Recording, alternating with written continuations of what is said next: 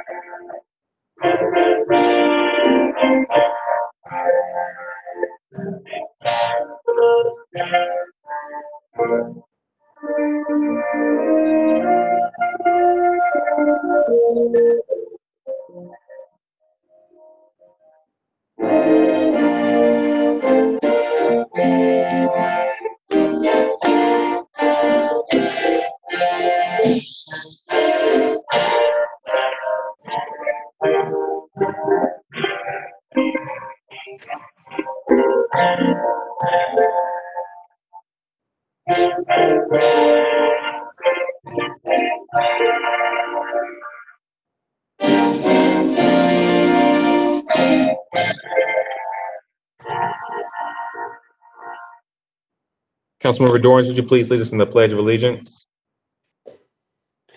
I pledge allegiance to the flag of the United States of America and to the republic for which it stands, one nation, under God, indivisible, with liberty and justice for all. This evening, council is pleased and appreciative to have Bishop Hezekiah Martin, Senior Pastor of Southfield Missionary Baptist Church, to pray with us. Let us go to God in prayer. Dear Lord, even though we are living in moments of uncertainty, we are reminded that God has remained our strong tower. Dear Lord, people are broken, people are lost, and people are searching for answers. Lord, please use these moments during this meeting that even though we're dealing with some current adversity, to bring us closer and to not tear us apart. It is our prayer, dear Lord, that you will bring our city closer and bring a spirit of peace. Give our leaders the courage to make difficult decisions, but the wisdom to do what is right. It is also our prayer that you will bless each council member's home. Bless them with strong physical endurance and with unwavering mental clarity. We pray for each council member's family as they make the sacrifice to serve our great city. Let the decisions that they make today create a better tomorrow for our city. May God continue to bless them, continue to hold them, and keep them in his hands. In Jesus' name we pray. Amen. Amen. Thank you so much, Bishop, for being with us and for offering our prayer. Thank you, President Harden. Thank you, sir. Clerk, please call the roll. Brown, Dorans, favor, Remy Tyson, President Harden. Any person who takes any actions to obstruct or interfere with the conduct of tonight's meeting may be charged with disturbing a lawful meeting pursuant to Columbus City Code 2317.12. Any person who enters those areas of city council chambers reserved for city officials or invited guests may be charged with criminal trespass pursuant to Columbus City Code 2311.21. Can I get a motion to dispense with the reading of the journal? Is there a second? Second. Please call the roll. Brown, Dorans, favor, Remy Tyson, President Harden. Thank you, Madam Clerk. This week's communications received by the City Clerk's office are listed on the agenda and will be published in the bulletin. Are there any other communications to be read into the record? Not this time. Thank you, Madam Clerk. Are there any resolutions by members of council, starting with President Pro Tem Elizabeth Brown? No, thank you, Council President. Thank you, Councilmember Mitch Brown. Nothing this evening, sir, but I would like to, if I may, to have Deputy Chief Stone speak to the issue of facial covering for public safety officials. Council President Harden, Councilmember Brown, there is an exemption for public safety employees, first responders. Mayor Ginther issued executive order on July the 3rd. Also, City Council passed an ordinance on July 6th. There's an exemption for individuals by acting in their official capacity as a public safety employee or emergency responder when wearing face covering would interfere or limit their ability to carry out their official duties or function. These include police officers, firefighters, and other public safety or emergency medical personnel to support public safety functions. Thank you. Thank you, Director Stone. I just want to make sure, Council President, that folks got a clear understanding of the role with regards to face covering for public safety officials. That's all I have, sir. Are there any questions for Mr. Stone? I know a couple of members had reached out to us regarding face mask in police officers. I have a question. Yes. Thank you, President. At the time that we passed our order, I believe it was Deputy Director Speaks who was here. And I expressed my concern about sort of the broad interpretation allowed by the wording. So I asked for Deputy Director Speaks to explain the explicit directions that will be given to employees. And he couldn't do exactly that at the time of passage, but he did make a best guess that removing or lowering the mask would only be under his quote emergency circumstances.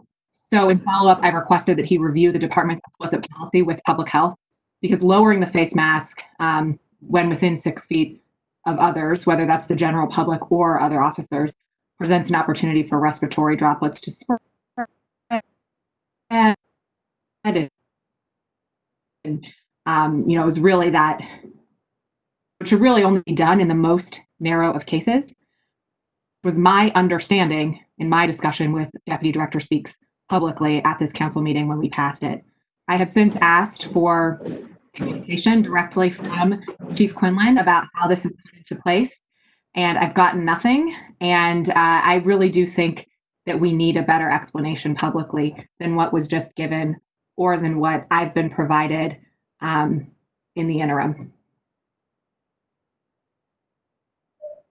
Councilmember Brown, I can share with you additional information. Chief Quinlan actually notified all division employees on July the 2nd. He followed up on July the 8th. And additional information on compliance and examples of exemptions were provided on July the 17th. So I can get that information to you. Make sure you have everything you need. Thank you. That would be great. I did ask for that explicitly. So if you could help me follow up and ensure that I receive what the explicit policy that has been developed for officers, I would be thankful for that. And I also really hope that it reflects the words that Deputy Director Speaks spoke here at this meeting at the time of passage to all of us, which is that mask removal would occur under emergency circumstances and not sort of routine operations. So I'm looking forward to receiving that policy and do hope that it lives up to that. Thank you. Thank you, Councilmember. Any other questions or comments for colleagues on face masks as it regards to our public safety officials? Seeing none, Councilmember Dorans. Nothing this evening. Thank you. Thank you, Councilmember. Councilmember Favor. Good afternoon, everyone. This past Friday, we lost two civil rights icons. Reverend C.T. Vivian, known as the greatest preacher that ever walked the face of the earth, and Representative John Lewis, known as the consciousness of Congress, both left us. And I think that it would behoove us not to take a moment to honor their life of service, not only just around civil rights, but for advocacy, fighting against racism and injustice. And I, for one, am completely humbled and honored to even have the ability to acknowledge them on this platform today. And so if you all would oblige me with just a moment of silence in honor of their life and service.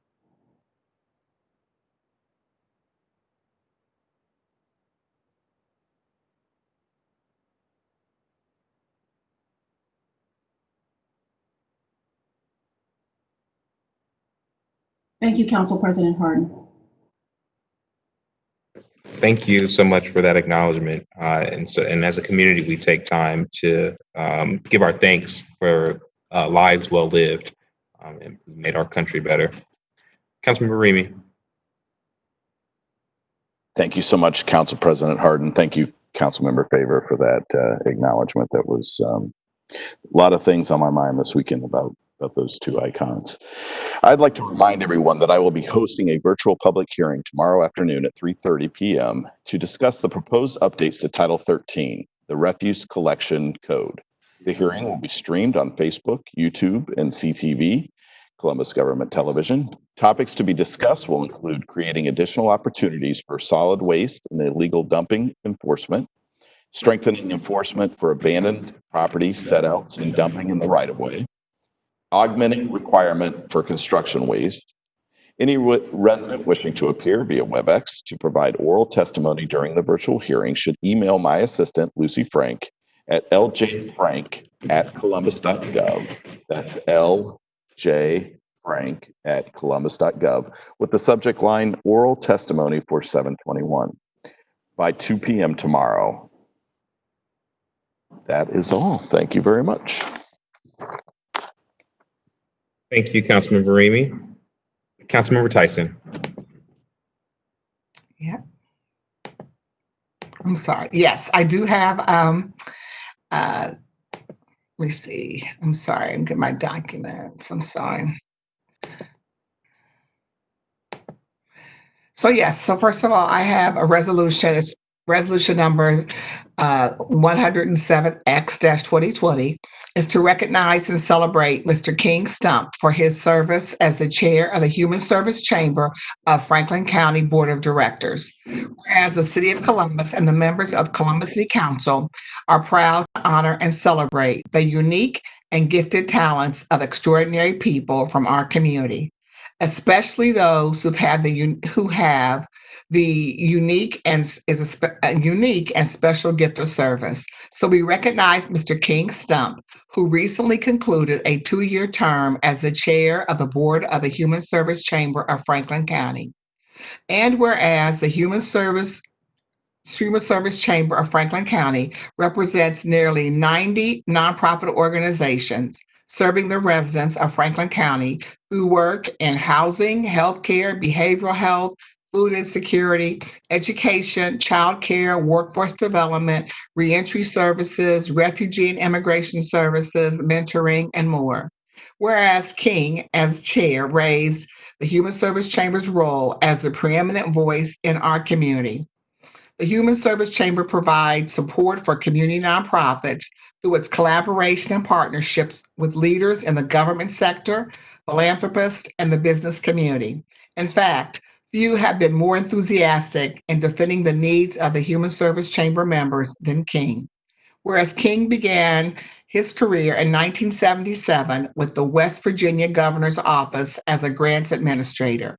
He later returned to his hometown of Wheeling, West Virginia, to assist with his family-owned insurance and real estate agency before moving into a career in the behavioral health in 1991 with Northwood Health Systems. While in Wheeling, and after obtaining his master's degree in counseling psychology from West Virginia University, he served as the director of outpatient services at Northwood until 1997. At which he became the executive director of the Open Door, an outpatient behavioral health and 24/7 crisis center in Indiana, Pennsylvania. Whereas King arrived in Columbus in 2003 as the executive director of the Northwest Counseling Services in Upper Arlington. He served in this role until 2011, when he was selected as the president and CEO of NetCare. King is also the president and CEO of a NetCare Foundation. And whereas King's extensive background includes program development, facility planning, human resources, administration, and risk management. He has also worked successfully with three accrediting bodies in the behavioral health field, including the Joint Commission on Accreditation of Healthcare Organizations, the Commission on Accreditation of Rehabilitation Facilities, and the Council on Accreditation. He's also served as a member of the West Virginia Drug and Alcohol Addiction Counselors Association, the Pennsylvania Community Providers Association, and the Ohio Council of Behavioral Health Providers. He also chaired the Franklin County Provider Leadership Association. King and his wife, Susan, have 4 children, 3 grandchildren, and he resides in Reynoldsburg, Ohio. Our community is honored to have King as a trailblazer as he represents what service is all about, a commitment to helping those in need and providing leadership that improves the quality of life for communities. Now, therefore, be it resolved by the Council on the City of Columbus that this council does hereby honor and recognize King Stump for his leadership in our community and his service as the chair of the Human Service Chamber of Franklin County. Before I move for adoption, I'm going to ask Michael Corey, who is the President and CEO of the Human Service Chamber, to say a few words, and then I'm going to ask King Stump. Well, thank you so much, Councilmember Tyson, for honoring my dear friend and boss, still boss, as he's still a member of our board of directors, now no longer the chair, but for honoring his tremendous service in the way in which he provides that service. He has been a complete measure of calm and wisdom in tumultuous times, including and especially even since his term as board chair ended. We're also fortunate to have the leadership and service that he provides help innumerable people in our community navigate some of the most difficult situations that there are to navigate. So thank you so much, City Council and Councilmember Tyson, for honoring King. He is someone that never seeks the limelight and very much deserves it. So thanks to all of you. King?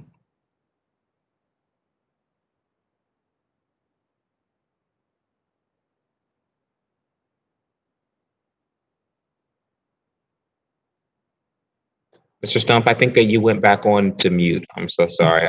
There we go. Sorry about that. No, yeah, there you go. There we go. This is really quite an honor. I truly appreciate it. For a minute there, I thought that I was applying for a job. It sounded like my resume or something close to it. But Councilmember Tyson, thank you. Members of council, thank you. You caught me working here at my day job at NetCare.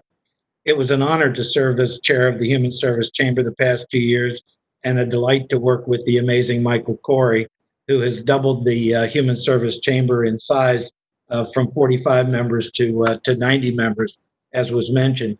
The Human Service Chamber certainly appreciates council's support of the Resilience Initiative via the CARES Act funding.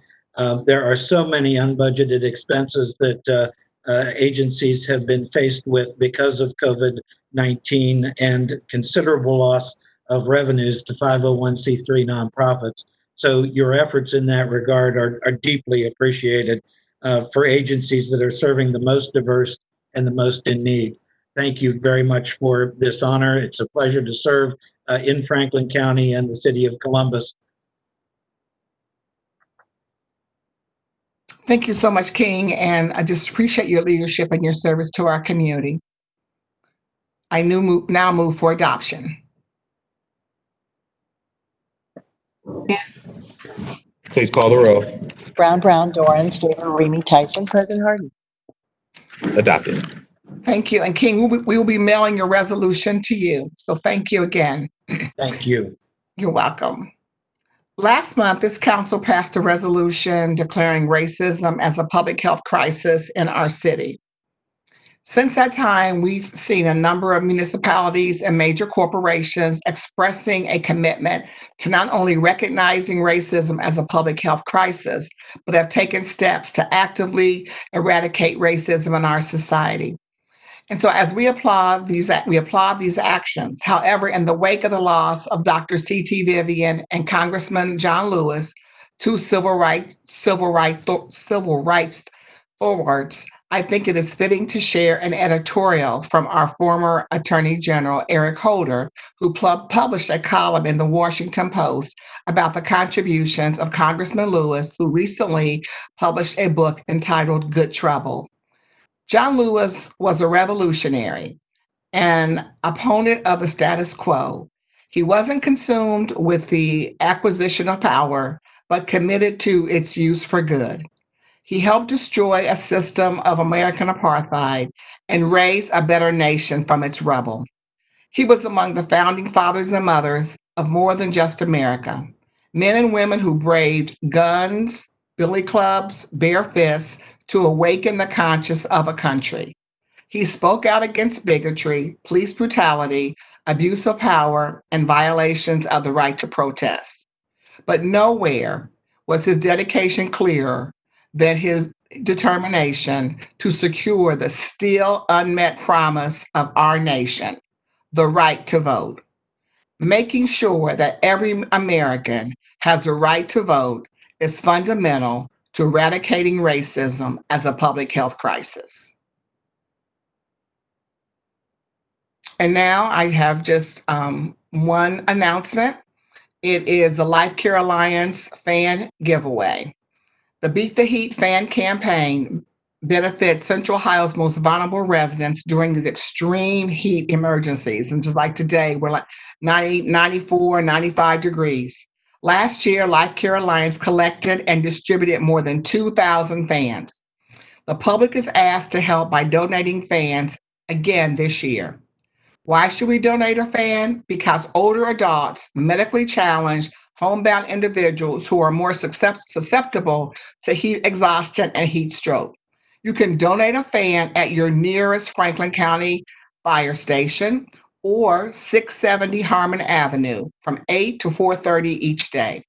Donated fans must be new because used fans cannot be accepted as they are considered a fire hazard. You can call the fan hotline if you are in need of a fan, 614-437-2870.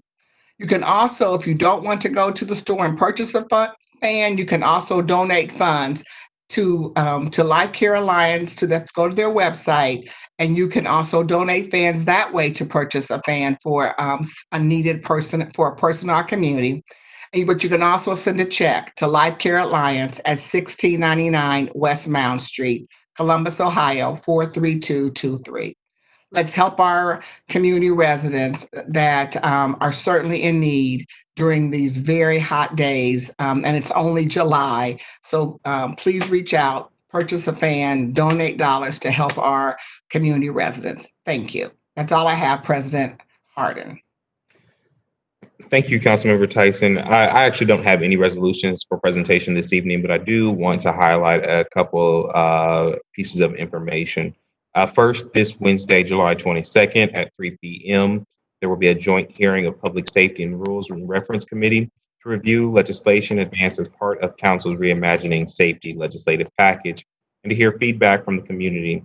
This includes projects focused on independent oversight and investigations, demilitarization, hate group background checks, and no-knock warrants. Any resident seeking to submit written testimony or verbal testimony should email my office at lmcapobianco@columbus.gov. That's lmcapobianco@columbus.gov. This hearing will be available to live stream on Council's Facebook page, CTV website, and is a broadcast on Spectrum Channel 1024, WOW Channel 3, and AT&T UVerse Channel 99. The video will also be posted to the City of Columbus YouTube channel following the hearing. And second, I'd like to note how many of our neighbors we have lost due to COVID in the past week. As of today, we have lost 373 Columbus residents due to COVID-19. That's 29 more deaths since our last meeting last Monday. I think it's critically important that as folks utilize their First Amendment right to protest, mask and basic health precautions be followed. And for folks who are out, we have to remember that we are still in the middle of a pandemic, a global pandemic, unlike anything that we've seen in a century.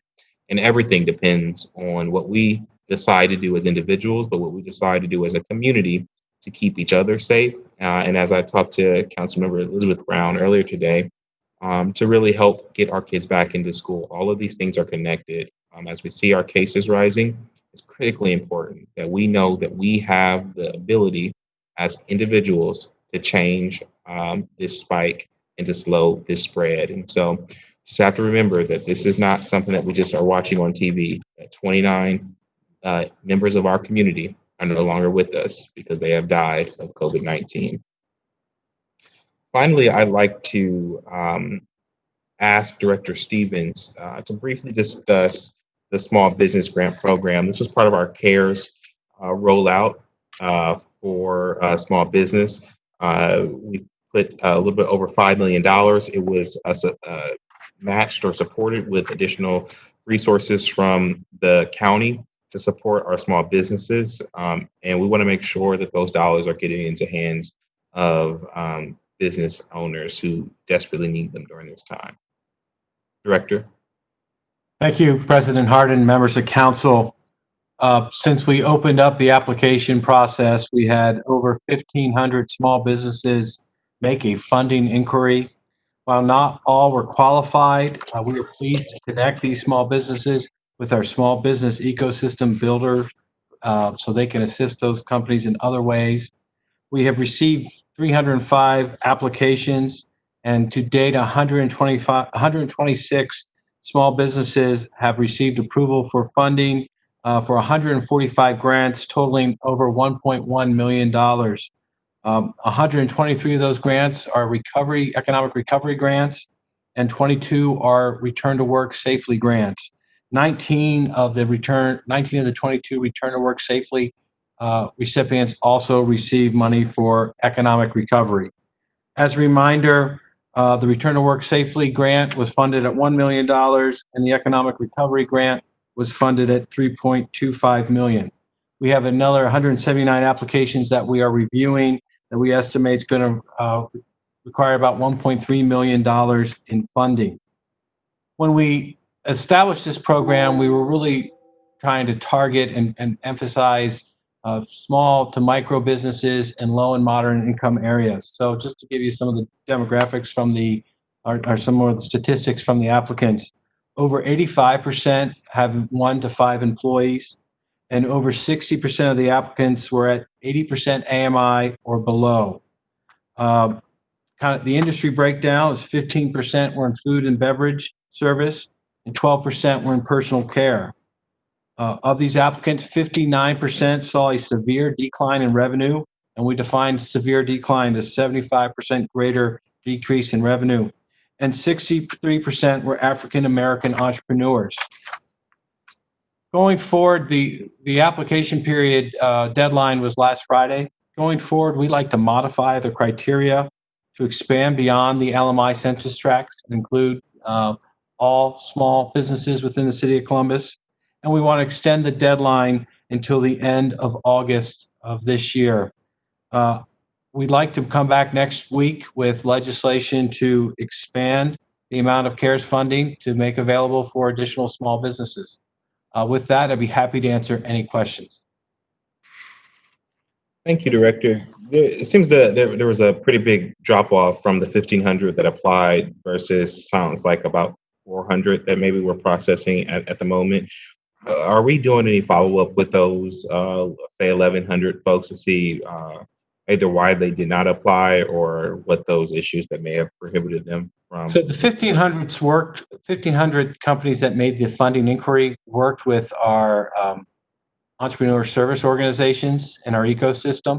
About half of them were outside the LMI areas, so they were excluded from submitting the application at that point. And that is one of the reasons we are looking to expand the criteria to include them and capture them. We continue to work with those companies, and hopefully now that we've extended the deadline and our entrepreneur service organizations can help them move through the process to get to the application phase. Thank you.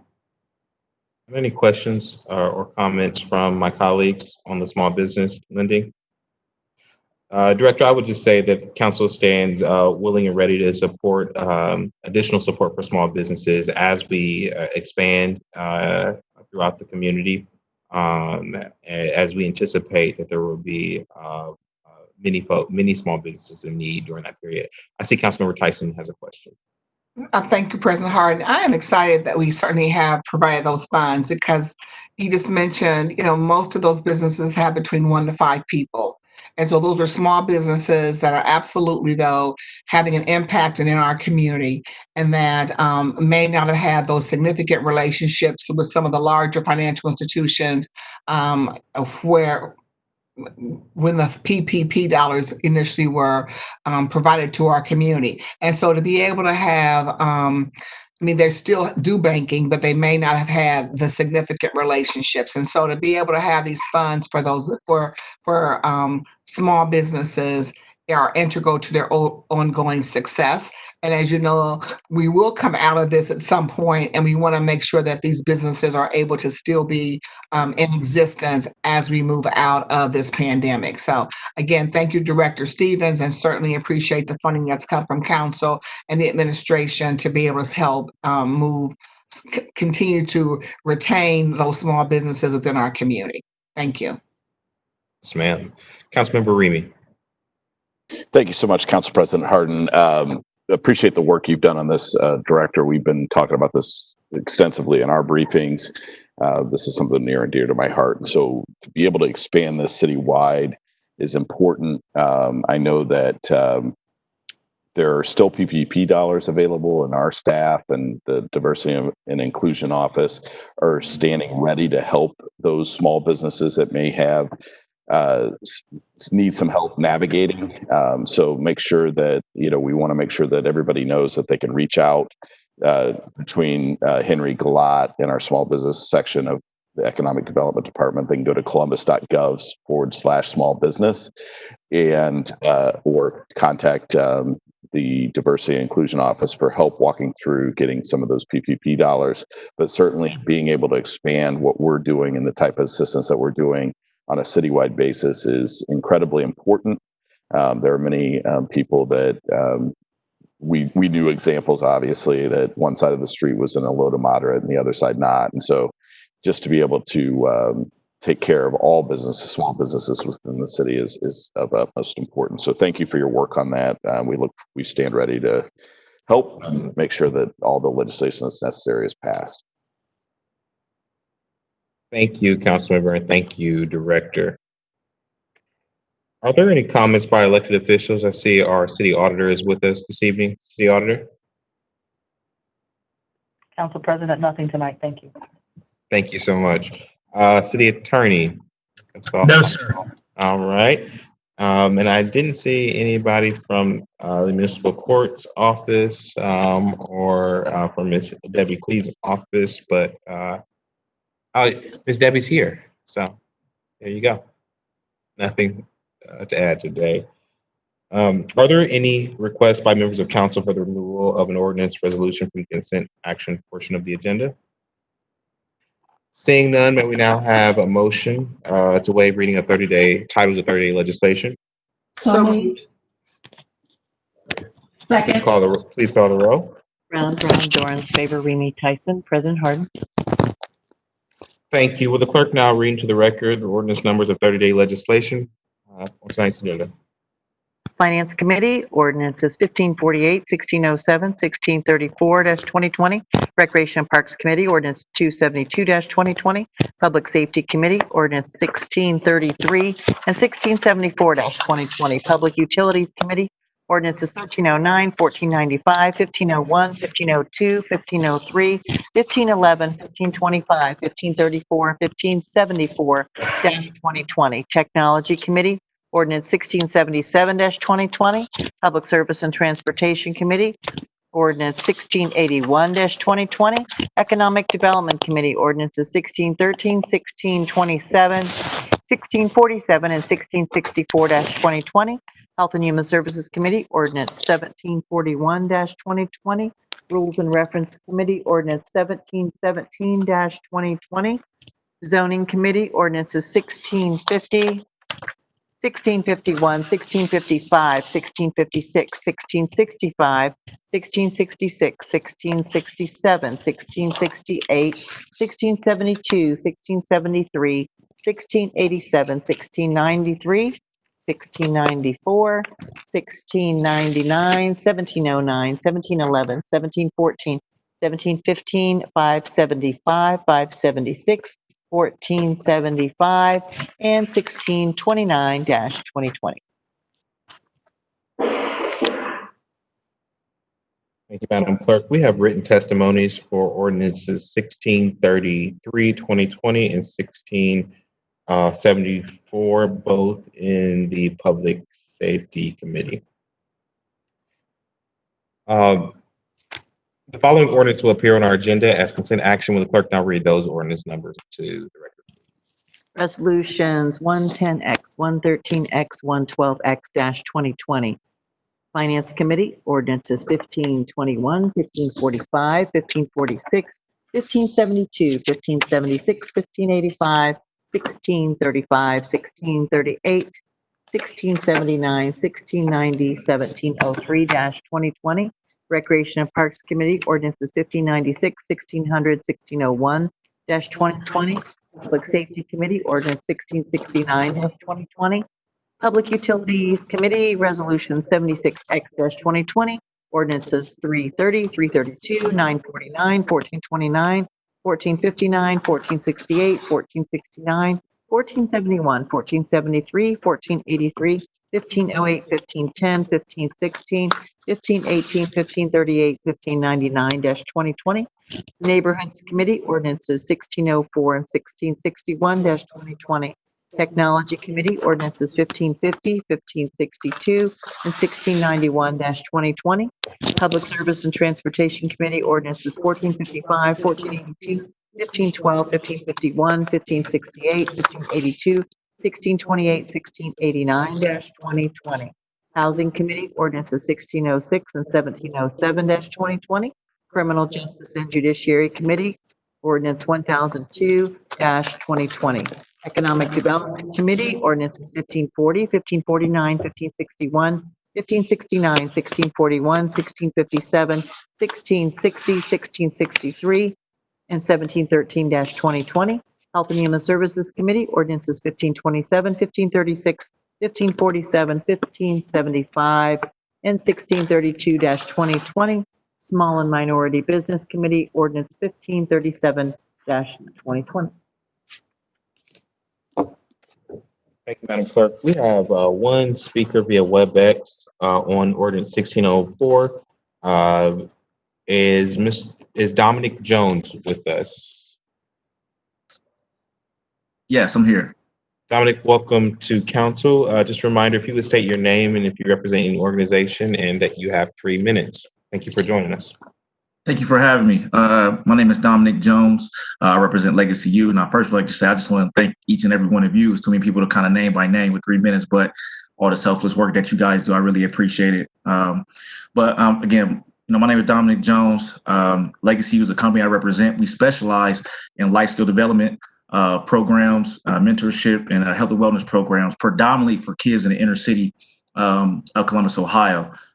We also touch on things like financial literacy, social media training, personal and career development. Mental health is one of our big things right now as well.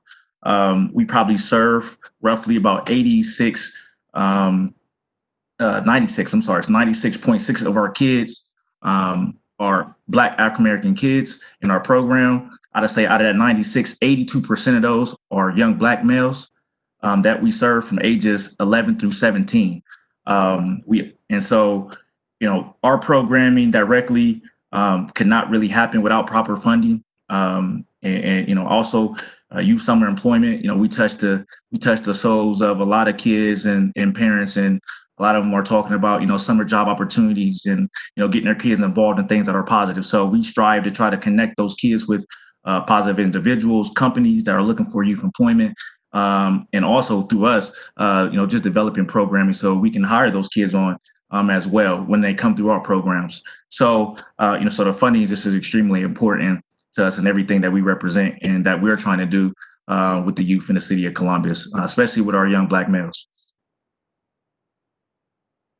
Thank you so much, Dominic. One of the things that I think kept a lot of council members up and folks in the administration was how the impact that COVID would have on our young people throughout the summer, especially this age group of 14 through 24, where we would traditionally be able to ensure that they had summer jobs or ensure that they would be able to participate in summer camps.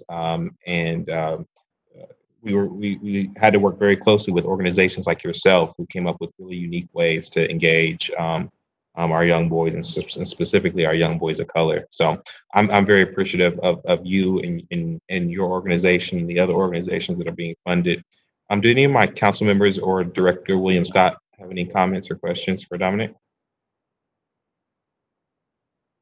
Councilmember, this is Carla Williams Scott. I don't have any questions, but just want to really thank Legacy U as we, work with your office again through my Brother's Keeper program and help to focus on our boys and young men of color as they are experiencing, as well as a lot of folks are experiencing challenges during COVID-19. So thank you again for your support of MBK.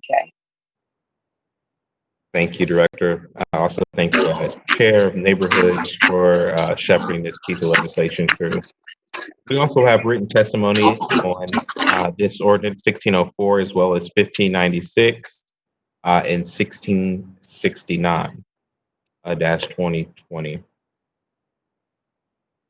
Seeing no, are there any further questions or comments on the consent portion of the agenda? Seeing none, may I have a motion for approval of these items designated as consent actions? So moved. Second. Clerk, please call the roll. Brown, Dorans, favor, Reed, Tyson, President Harden. Ordinance are passed. We'll now proceed with the second reading of 30-day tabled and emergency legislation. The first committee to come before council is the Finance Committee. That committee is chaired by President Pro Tem. President Pro Tem, the floor is yours. Thank you, Council President. Tonight in Finance, we have Ordinance 1636-2020 to authorize the issuance of limited tax bond anticipation notes in an amount not to exceed $33,500,000 for the purpose of financing the costs of constructing the Starling Street parking garage. The issuance of these notes is expected to occur later this year after the design of the garage is complete. We are authorizing this action now so that the auditor can take advantage of the best rates available as the bond market fluctuates in the coming months. Payments for these notes will come from revenues generated from the city's existing parking garages and future revenues generated from the Starling Street garage. The operation of parking garages has consistently generated revenue for the city. Due to this, we often pay down the debt service for their construction on an accelerated schedule utilizing these revenues. Strong revenue, savings through accelerated debt payments, and supporting the parking needs of new development have made the construction of parking garages a strong investment for the city. Are there any questions or comments from my colleagues? Seeing and hearing none, I move to waive second reading. Second. Please call the roll. Brown, Dorans, favor, Remy, Tyson, President Harden. Waived.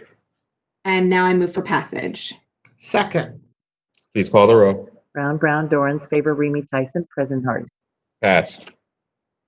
Thank you. Next, we have Ordinance 1676-2020 to authorize the Director of Finance and Management to establish purchase orders with McKay Lodge Fine Arts Conservation and Smoot Construction Company of Ohio for the removal of the Christopher Columbus statue at City Hall, to waive the competitive bidding provisions of Columbus City Code, to authorize the expenditure of $90,000 from the general fund on established purchase orders, and to declare an emergency. Mayor Ginther executed a mayor's emergency letter dated June 26, 2020, to remove the Christopher Columbus statue located at City Hall and ensure its transport, delivery, and storage in a secure location. The timely removal of the statue was needed to protect the safety of city residents and city property.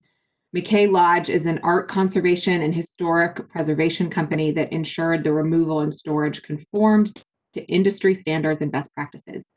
Smoot Construction is a local MBE certified construction firm that performs that work. Are there any questions or comments from colleagues? Seeing and hearing none, I move for passage. Second. Please call the row. Brown, Dorans, favor, Remy Tyson, President Harden. Passed.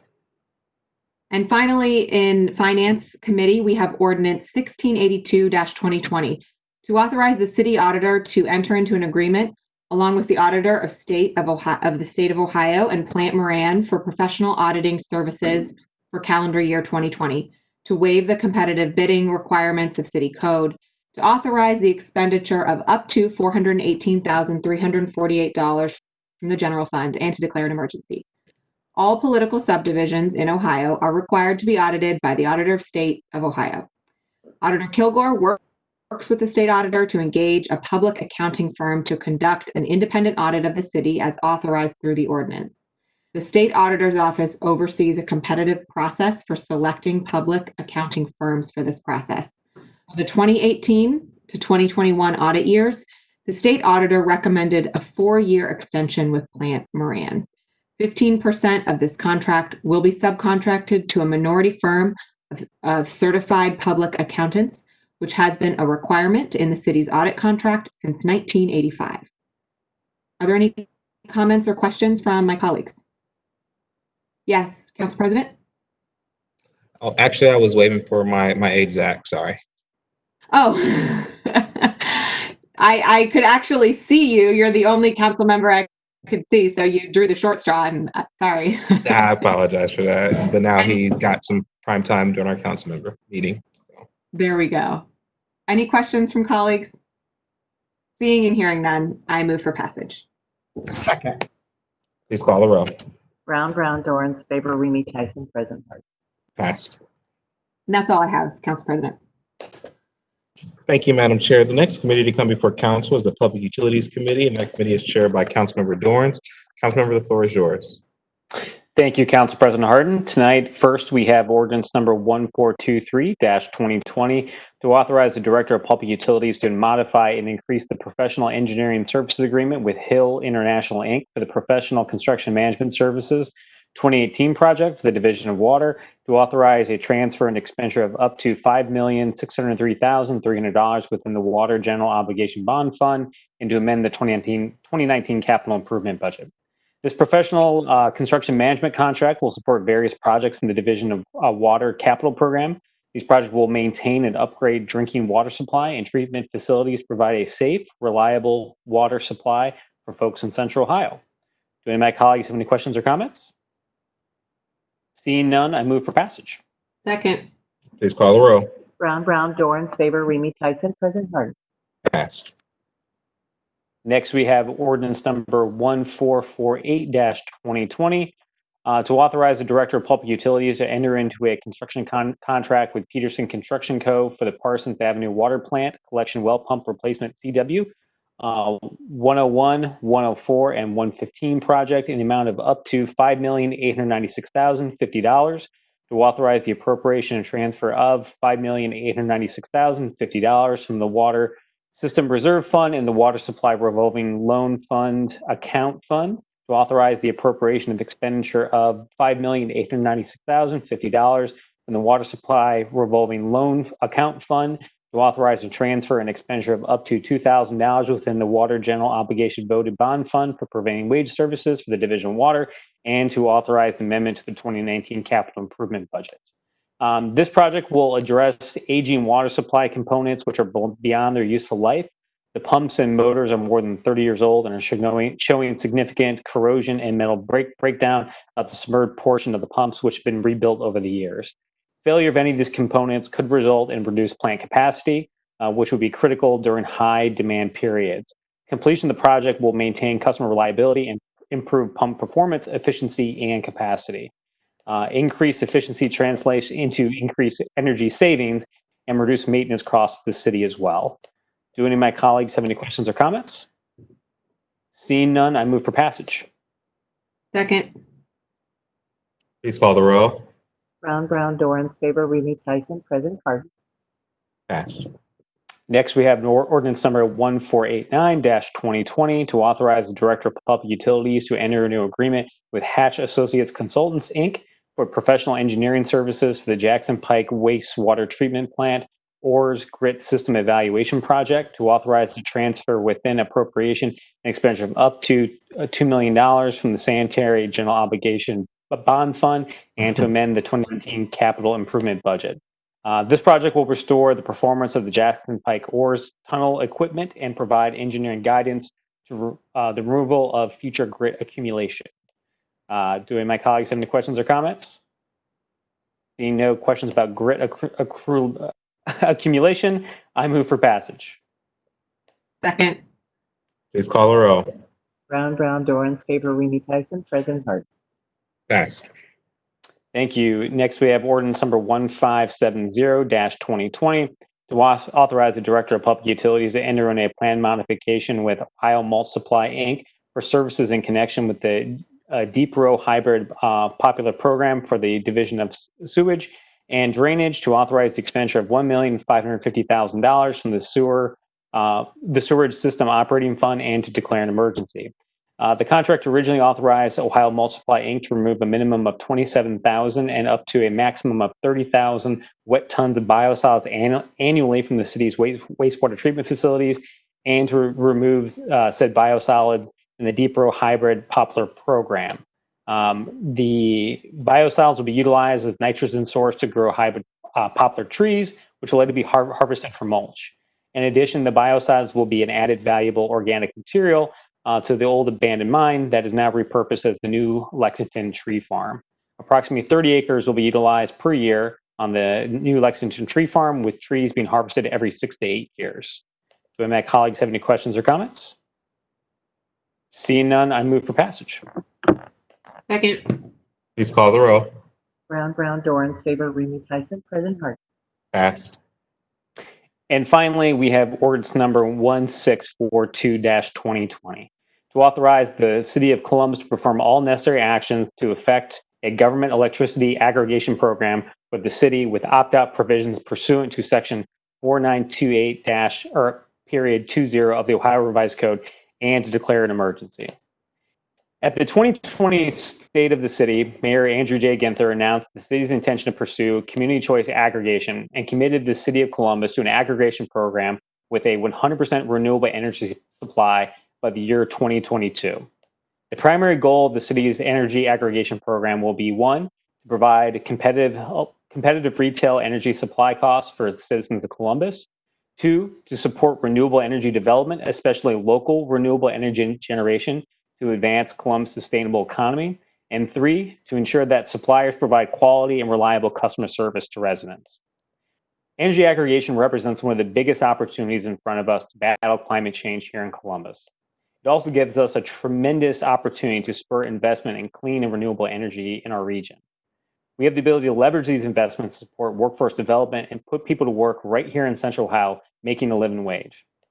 As Council President Harden recently mentioned, aggregation represents one of the most under-the-radar opportunities in Columbus to shape the future of our city for generations.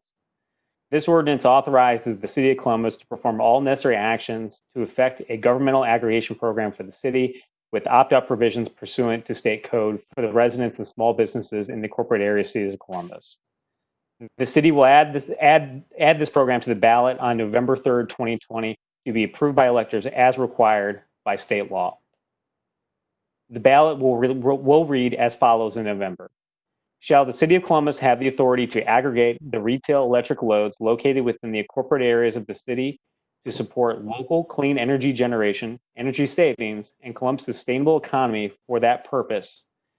Enter into services agreements to facilitate for these loads the sale and purchase of electricity, such aggregation to occur automatically, except where any person elects to opt out in accordance with sections 4928-20 of the Ohio Revised Code and ordinance number 1642-2020 adopted by City Council.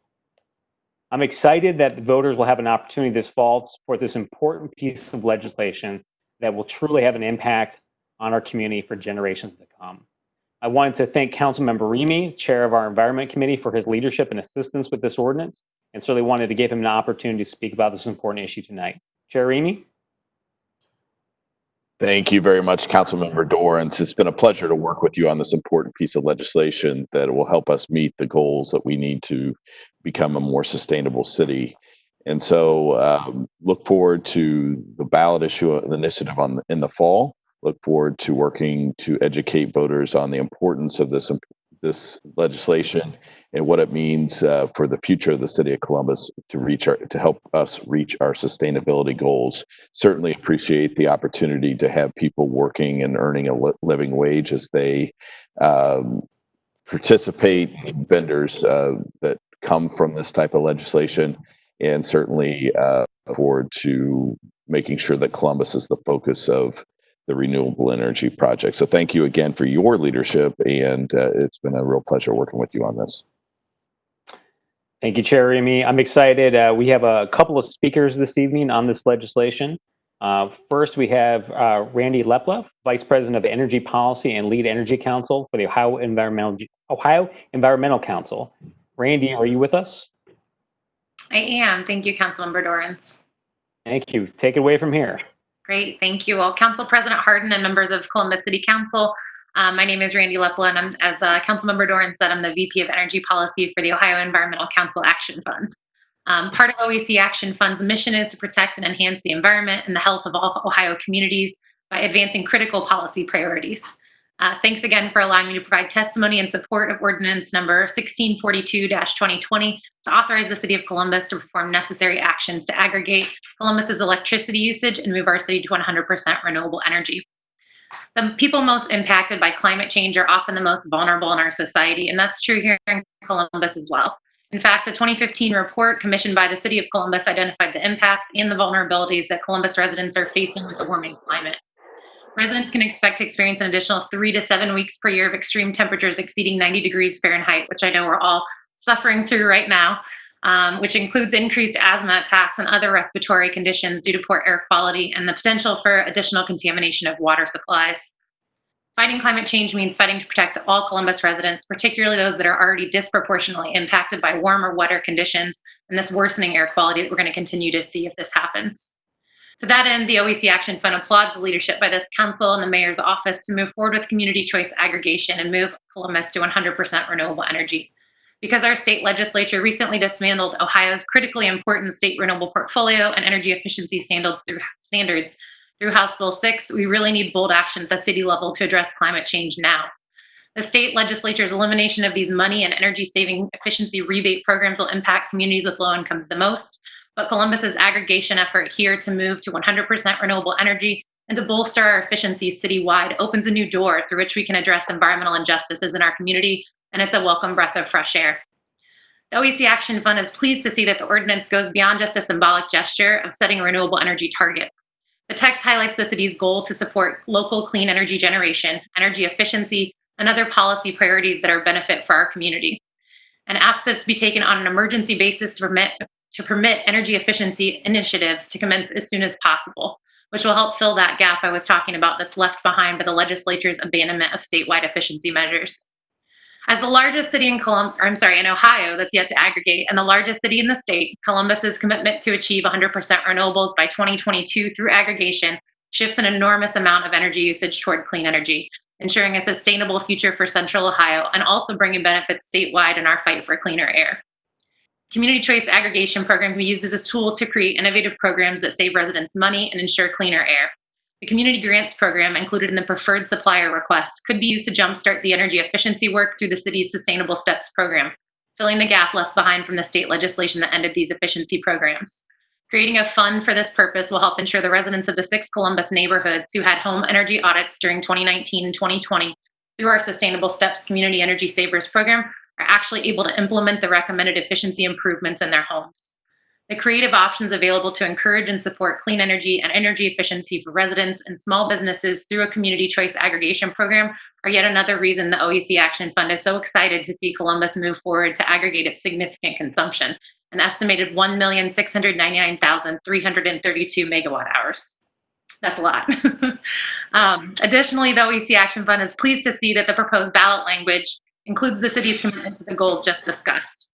By clearly stating the measure is to support local clean energy generation, energy savings, and Columbus's sustainable economy, the voters of Columbus and our future leaders know that Columbus will have passed this ballot measure because they support renewable energy and want to see Columbus take bold action on climate change. Columbus is a young, smart city with progressive thinkers dedicated to creating a better future for everyone who calls our city home.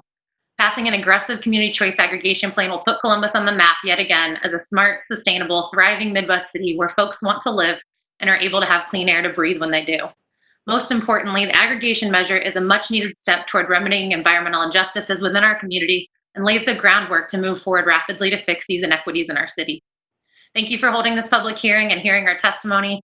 By voting tonight to put community choice aggregation on the ballot, you give Columbus voters the opportunity to permit the city to pool our energy and use our bulk purchasing power to invest big in clean renewable power.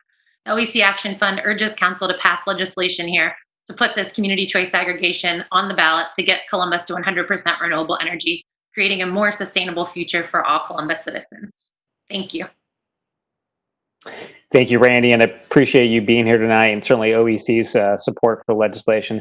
I also wanted to mention just very briefly, you and others were involved in a public hearing we had a week or so ago on this issue. And one of the things that I really took away from that hearing was not only folks' interest on this from an environmental perspective, but from an equity lens. And I think that's something that Randy, you've talked about here tonight that I think is very important for us as a city as we design the program that will be implemented under this legislation.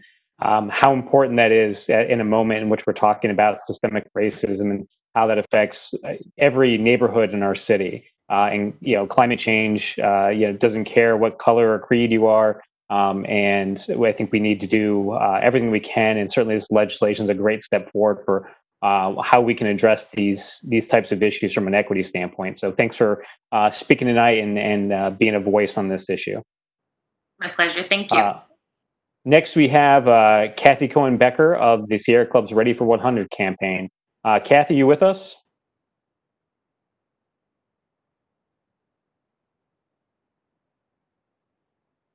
Kathy, are you there? Yes, I am. Can you hear me? We can, yes. Great. Okay, so should I just jump right in? Take it away. Okay. So President Hardin, President Pro Tem Brown, and members of Columbus City Council, thank you so much for the opportunity to testify tonight. My name is Kathy Cohen-Becker, and I'm chair of the Ready for 100 campaign in Columbus and across Ohio. And as you may know, Ready for 100 is a campaign of the Sierra Club to ask cities to commit to 100% renewable energy. So far, 166 cities, 13 counties, 8 states, DC, and Puerto Rico have all made this commitment, covering more than 100 million people, or 1 in 3 in the United States. In Ohio, that includes Cleveland, Cincinnati, Lakewood, and South Euclid, but so far not Columbus. But we are hoping that utility aggregation for 100% renewable energy will be a key step in putting Columbus on that map. So Ready for 100 targets cities because cities are responsible for 70% of the world's carbon emissions. And Columbus is the 14th largest city in the country, so our share of these emissions is measurable and significant, and we must do our part to address the climate crisis. One of the most important steps Columbus can take to address the climate crisis is to implement community choice aggregation for 100% renewable energy. Aggregation allows local governments to use the buying power of customers in their communities to purchase energy on their behalf. And as you said, Councilmember Dorans, it's like collective bargaining for energy. It can be used to obtain lower prices on electricity, but also to seek specific types of energy. It's only legal in 9 states, but we're lucky that Ohio is one. So in Ohio, in order for a city to implement community choice aggregation, its residents must approve a ballot initiative giving the city permission to negotiate for energy on their behalf. And Ready for 100 strongly supports this ordinance to put aggregation on the ballot in Columbus in November. So first, we fully support the commitment by Mayor Ginther in his February State of the City address to seek aggregation for 100% renewable energy by 2022. And second, we think it will pass. In 2018, 3/4 of voters in Worthington passed a similar initiative. So poll after poll has found widespread support for renewable energy in Ohio. A March 2018 poll found 7 in 10 Ohio voters favor a goal of 100% renewable, of 100% of the state's electricity coming from renewable sources.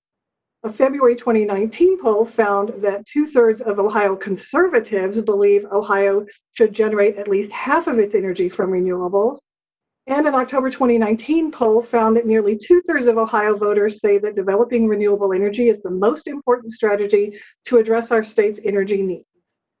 So passing aggregation for 100% renewable energy in Columbus would go a long way towards fulfilling what the majority of Ohio voters want. We have almost 1 million residents, and if we pass aggregation, other cities in central Ohio are likely to follow suit. So cities like Grove City and Bexley are taking a serious look at this, and eventually local governments in central Ohio could work together similarly to how cities in both Northeast and Southwest Ohio are doing, and negotiate for 100% renewable energy at a competitive rate. So key to making aggregation work in Columbus are 3 additional programs. One is that while 100% renewable energy could be fulfilled with renewable energy certificates, we are very happy to see the city of Columbus seeking to leverage this contract to build out local sources of renewable energy. Cincinnati has done that when they committed to buying 100% of their energy from the Hecate Solar Farm in Highland County. And in fact, it was that commitment by Cincinnati that got the banks to finance constructing that project. So by buying locally sourced renewable energy, Columbus can leverage that to create good paying jobs here in Ohio, while significantly cleaning our local grid, improving public health, and strengthening climate resilience. And secondly, as we've mentioned, the transition to 100% clean energy must be done in a just and equitable manner. We can't leave any of our residents behind. So in Columbus, the Franklin County Energy Study found that people in 6 neighborhoods pay a higher than acceptable percentage of their household income on energy. So we are happy to see this contract ask utilities what will be done in these opportunity areas to increase energy efficiency and affordability. We'd like to see solar panels on schools so they don't have to close due to lack of air conditioning, and energy efficiency and renewable energy powering the 7 settlement houses in Columbus, and landlords making efficiency and renewable energy upgrades to lower tenants' utility bills. And finally, we ask that Columbus look at innovative programs in other cities that are committed to 100% renewable energy. For example, San Francisco spread a lot of solar power by offering incentives for businesses and residents. So I'll just finish up here and say that climate change is the most existential crisis in human history, but it's also a once-in-a-lifetime opportunity to envision the world we want and take the bold steps to get there. And aggregation for 100% renewable energy is such a step. We look forward to seeing that happen in Columbus. Thank you, Kathy. The final speaker I have on this piece of legislation this evening is Rachel Wagner. Rachel, are you with us?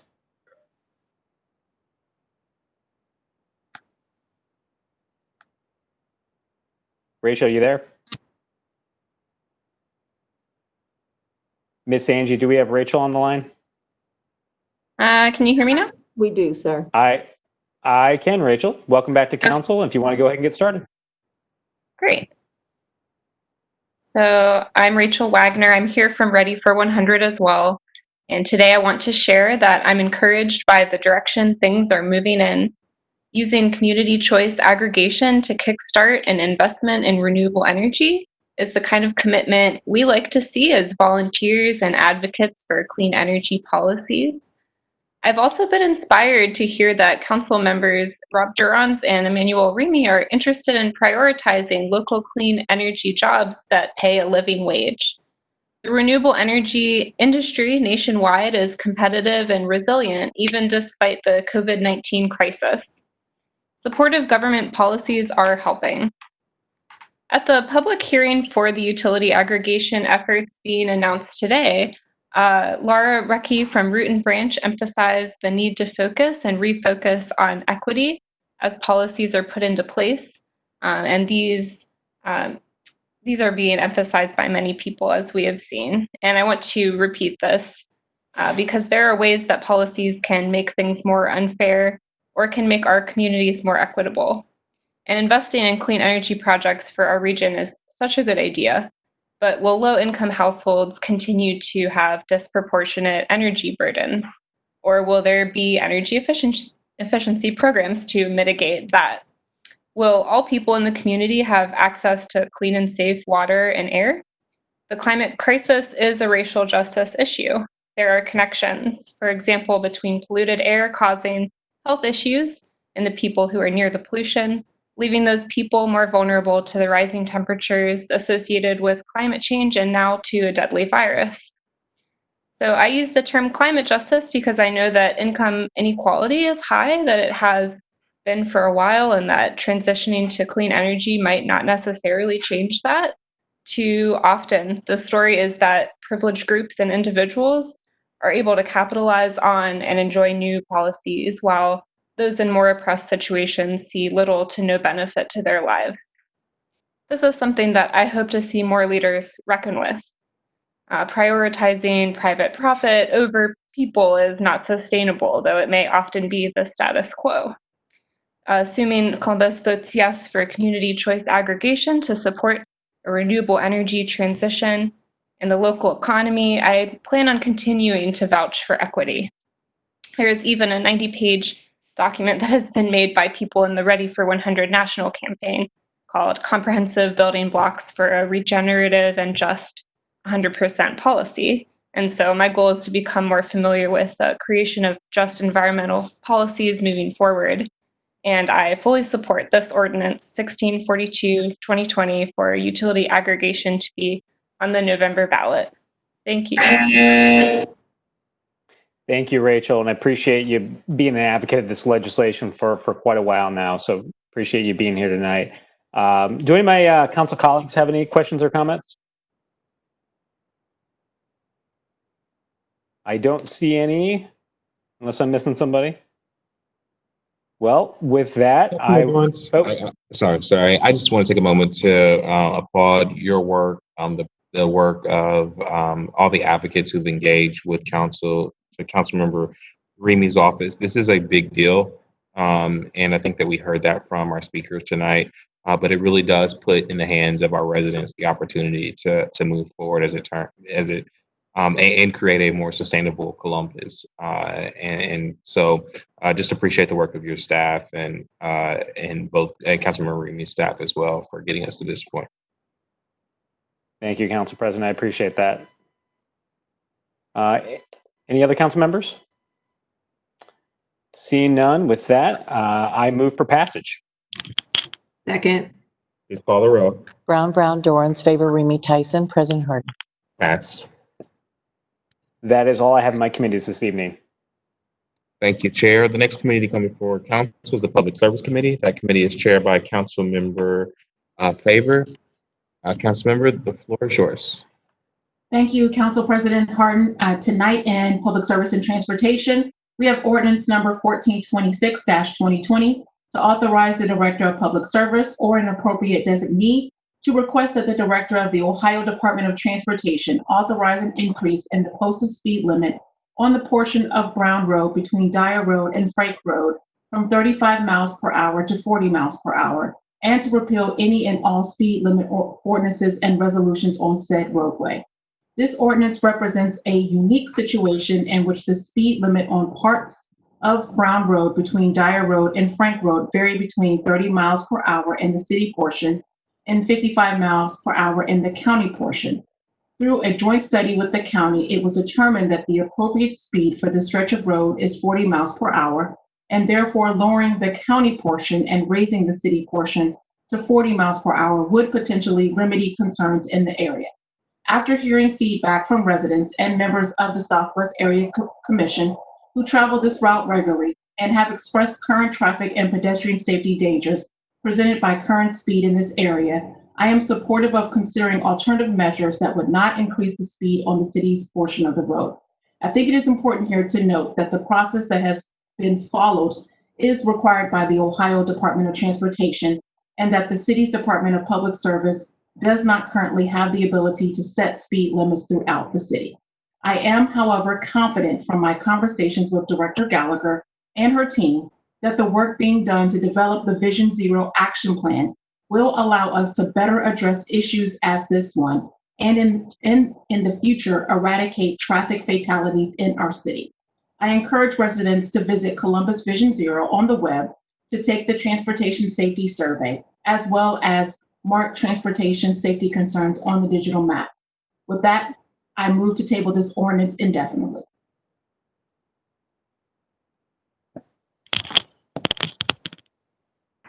Second. Please call the row. Brown, Dorans, favor, Remy Tyson, President Harden. Tabled.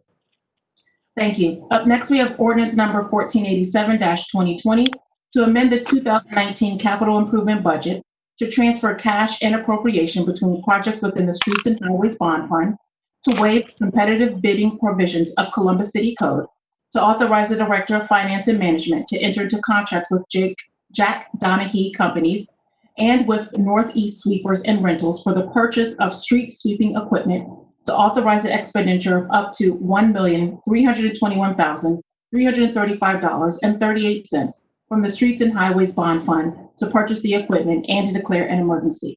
This ordinance authorizes the purchase of 4 3-wheel street sweepers and 1 4-wheel vacuum street sweeper with a catch basin cleaner for the Division of Infrastructure Management. The division will use the equipment to clean streets throughout the city of Columbus as part of its street sweeping program.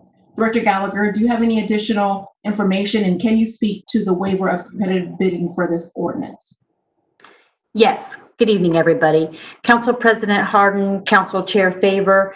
Jack Donahue's sweeper brooms are 66 inches in width, and our bid specifications requested 68 inches in width. And when we got those in, our operations team took a look and they determined that the 2-inch difference would not affect our operations.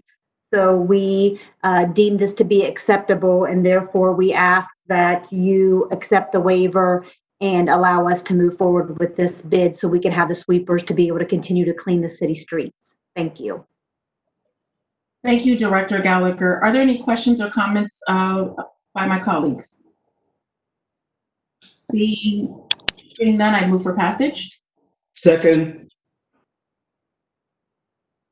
Please call the row. Brown, Dorans, favor, Remy Tyson, President Harden. Pass. Thank you. That's all I have on my committees.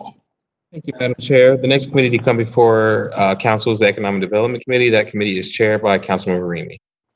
Thank you very much, Council President Harden. I have 2 pieces of legislation in the Economic Development Committee this evening. First is ordinance number 1645-2020 to dissolve the Job Creation Tax Credit Agreement between the City of Columbus and NBBJ LLC and to declare an emergency. The City of Columbus entered into a job creation tax credit agreement with NBBJ LLC effective July 14, 2014. Columbus City Council approved the agreement by ordinance numbers 662-2014, adopted April 7, 2014, and granted a non-refundable tax credit in an amount of 65% of the new municipal income tax revenues generated by new employees at the project site for 6 years, commencing on January 1st, 2016, and for 6 consecutive years thereafter, in consideration of an investment of approximately $2 million in leasehold improvements in new furniture and fixtures, the relocation and retention of 100 full-time jobs, and the creation of 16 full-time permanent positions related to the establishment of a new office in the city's southern downtown office district by entering into a long-term lease agreement on approximately 20,000 square feet of newly constructed office space at 250 South High Street. In a letter from the grantee dated February 18, 2020, the grantee requested the city cancel the job creation tax credit agreement between City of Columbus and NBBJ effective for the report year of 2019, and also requested that no reporting materials be distributed for report year 2019. This legislation is to dissolve that agreement between the City of Columbus and NBBJ. This legislation is presented as an emergency measure in order for this dissolution to be legislated in the most expedient manner as possible so that this dissolution of the agreement can be reported to the necessary local and state agencies without further delay. Director Stevens, could you please provide us additional details on this dissolution and the following dissolution? Thank you, President Harden, Chair Ring, members of council. This ordinance and the following ordinance both deal with dissolutions of economic development agreements. When we do deals, we have requirements for reporting. We work with the companies that receive incentives, and when they do not meet their job creation commitments or other commitments, we work with them to dissolve that agreement. This is an example of that and holding those companies accountable for the commitments they make. Appreciate that, Director Stevens. Are there any questions or comments from my colleagues this evening? Seeing none, I move for passage. Second. Please call the roll. Brown, Dorans, favor, Remy Tyson, President Harden. Finally, thank you. Finally, we have ordinance number 1646, 2020 to dissolve the job creation tax credit agreement between the City of Columbus and Quantum Health and to declare an emergency. The City of Columbus entered into a job creation tax credit agreement with Quantum Health, Inc. effective August 1st, 2012. Columbus City Council approved the agreement by ordinance number 821, 2012, adopted April 30th, 2012, and granted a non-refundable tax credit in an amount of 65% of the new municipal income tax revenues generated by new employees at the project site for 8 years, commencing January 1st, 2013, and for 8 consecutive years thereafter in consideration of an investment of $3.4 million in furniture and equipment, the retention of 230 permanent full-time employees, and the creation of 525 permanent positions related to the lease of an additional 41,888 square feet, expanding their footprint to 95,288 square feet at 7450 Huntington Park Drive, Columbus 43235.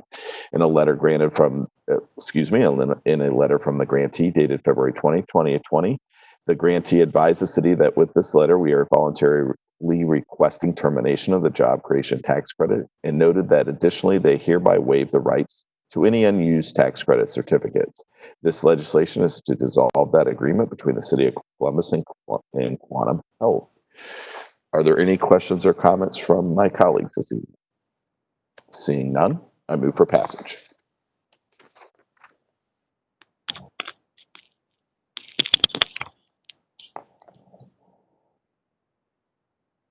Second.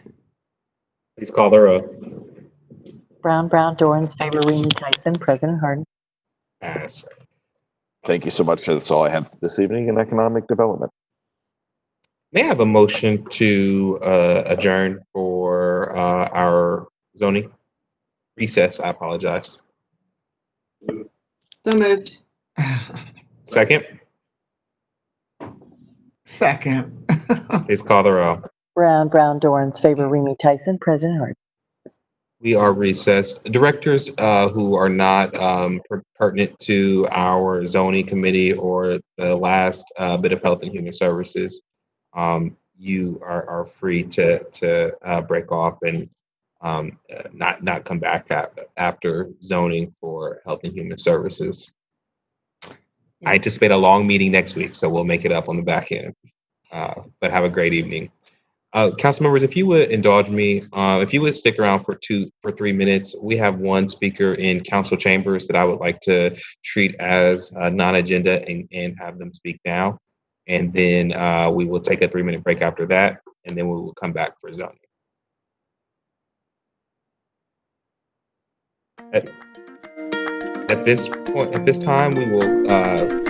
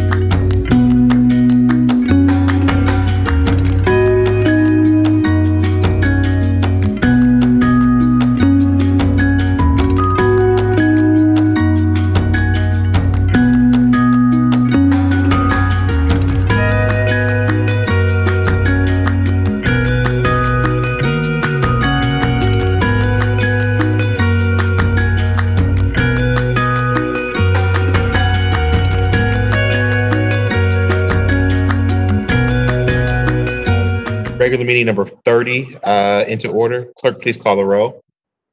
Brown, Dorans, favor, Remy Tyson, President Harden. Can I get a motion to dispense with the reading of the journal? Is there a second? Second. Thank you. Clerk, please call the roll. Brown, Dorans, favor, Remy Tyson, President Harden. We will now go to the zoning committee. Councilmember Tyson chairs that committee. All members serve on it. Councilmember, floor is yours. Thank you. Tonight we have first a couple housekeeping matter, and the first is that before we get started with the agenda this evening, will the clerk read the numbers of legislation on the agenda tonight that need second reading waived?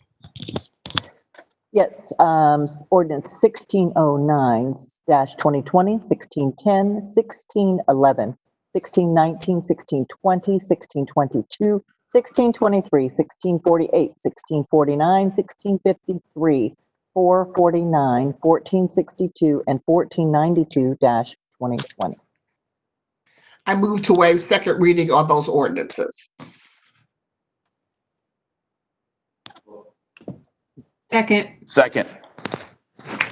Please call the roll. Brown, Dorans, favor, Remy Tyson, President Harden. Waived. Thank you.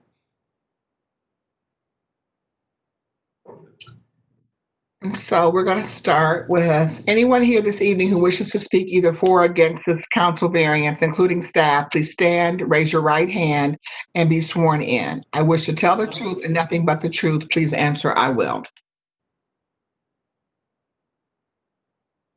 All right, so ordinance 1584-2020 to grant a variance from the provisions of sections 3332.039 R4 Residential District, 3312.49 minimum numbers of parking spaces required, 3325.801 maximum lot coverage, 3325.805 maximum floor area ratio, 3332.05 area district lot width requirements, 3332.15 R4 area district requirements, 3332.19 fronting, 3332.26 a minimum side yard permitted, and 3332.27 rear yard of the Columbus City Codes for property located at 1475 North 6th Street to permit 2 single-unit dwellings on 1 lot with reduced development standards in the R4 residential district.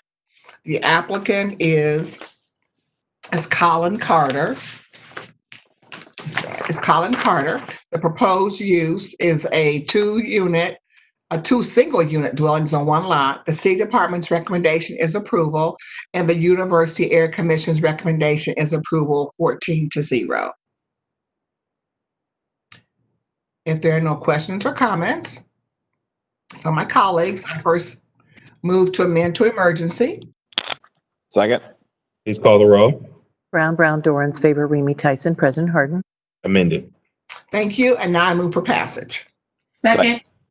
Please call the roll. Brown, Dorans, favor, Remy Tyson, President Harden. Passed. Thank you. The next ordinance is 1609-2020 to rezone 7300 East Broad Street, being 6.47 acres located on the north side of East Broad Street, 680 feet west of Bankoburn Boulevard, from R Rural District to CPD Commercial Plan Development District. The applicant is HSL East Broad Street LLC, care of Dave Perry. The proposed use is a senior housing development. The City Department's recommendation is approval, and the Far East Area Commission's recommendation is approval 5-0. If there are no questions or comments, I'll move for passage. Second. Please call the roll. Brown, Dorans, favor, Remy Tyson, President Harden. Passed. Thank you. To grant a variance from the provisions of sections 1610-2020, to grant a variance from provisions of sections 3332.037 R2F Residential District, 3312.49 minimum numbers of parking spaces required, 3332.14 R2F area district requirements, 3332.19 fronting on a public street, and 3332.27 rear yard for the property located at 1271 East Long Street to permit 2 single-unit dwellings on one lot with reduced development standards in the R2F residential district. The applicant is Jeffrey Robb and Feliz Ubay. The excuse me, the proposed use is a single-unit dwelling on one lot, and the City Department's recommendation is approval, and the Near East Area Commission's recommendation is approval 10-0. I move for passage. Second. Please call the row. Brown, Dorans, favor, Remy, Tyson, President Harden. Passed. Thank you. The next ordinance is 1611-2020, is to grant a variance from the provisions of sections 3351.03 C1 permitted uses, 3312.21 landscaping and screening, 3312.39 stripping and marking, 3312.43 required surface for parking, 3372.604 setback requirements, 3372.607 landscaping and screening, 3372.609 parking and circulation of the Columbus City Codes for property located at 827 East Main Street to permit a temporary parking lot with reduced development standards in the C1 commercial district. The applicant is Turner Construction, care of Charlie Egbert. The proposed use is a temporary parking lot. The City Department's recommendation is approval, and the Near East Area Commission's recommendation is approval 10-0. If there are no questions or comments from my colleagues, I move for passage. Second. Please call the row. Brown, Dorans, favor, Remy, Tyson, President Harden. Passed. Thank you very much. The next ordinance is 1619-2020 to rezone 1573 East Livingston Avenue, being 1.03 acres located on the southeast and southwest corners of East Livingston Avenue and Gears Avenue, from a C4 commercial district to the AR3 apartment residential district and CPD commercial plan development district. And we do have, it's a 1619. Yes, so we do have, the applicant is a Woda Cooper Companies, care of Dave Perry. The proposed use is a multi-unit residential development and parking lot. The City Department's recommendation is approval. The Livingston Avenue area Commission's recommendation is approval 8-0. Now, I'm going to, because I didn't do it from the beginning, I am going to now ask, I'm going to go back, and I'm going to ask anyone here this evening who wishes to speak on any of the ordinances. I now need to, since we do have some people on WebEx, I'm going to ask that anyone here this evening on the advice of the City Attorney's Office who wishes to speak for or against any council variance, including staff, please must be sworn in prior to giving testimony. And so we will do so at the beginning of the reading of each of the variances. Additionally, we also, if you're the rules of council, we permit 3 speakers on each side on zonings and variances, 2 proponents and 3 opponents. And we ask that they limit their remarks to 3 minutes and provide an opportunity for rebuttal. So anyone here this evening who wishes to speak, I need you to please raise your right hand and be sworn in. Again, anyone here who wishes to speak must be sworn in, and we do so prior to this. So again, please raise your right hand. And any testimony that you give today, it will be the truth and nothing but the truth. Please answer, I will. I will. Thank you. Okay. And so now on this piece of legislation, we now have Let me go back. Sorry, let me go back to it. We have, I'm now going to ask for this is 1619, a staff presentation on 1619.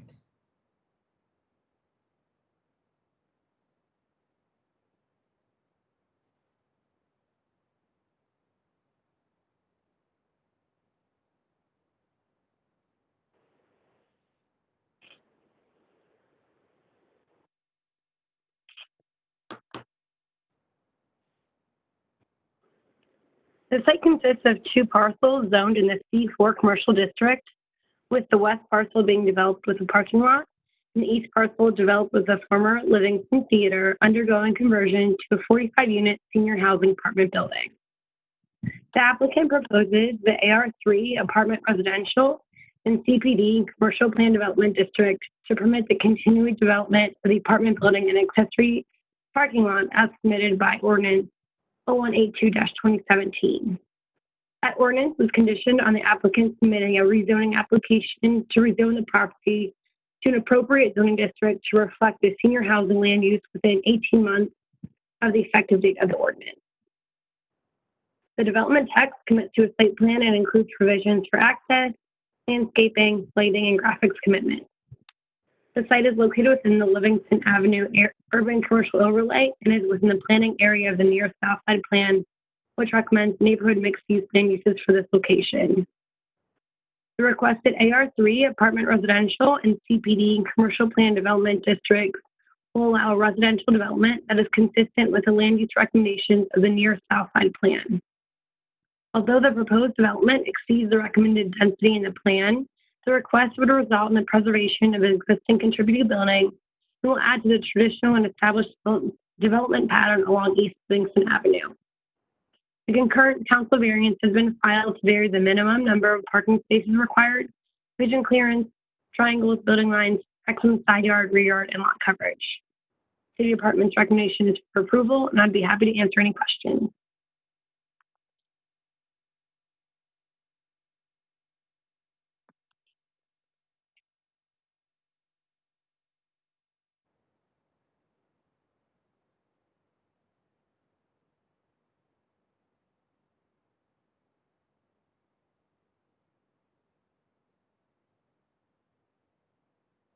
I believe Councilman Tyson might have some issues, sir, some technical issues, sir. My apologies. No problem.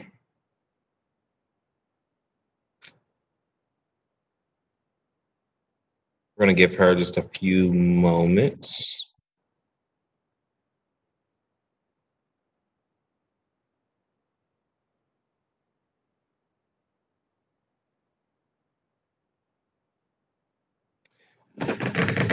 I want to take a 3-minute recess.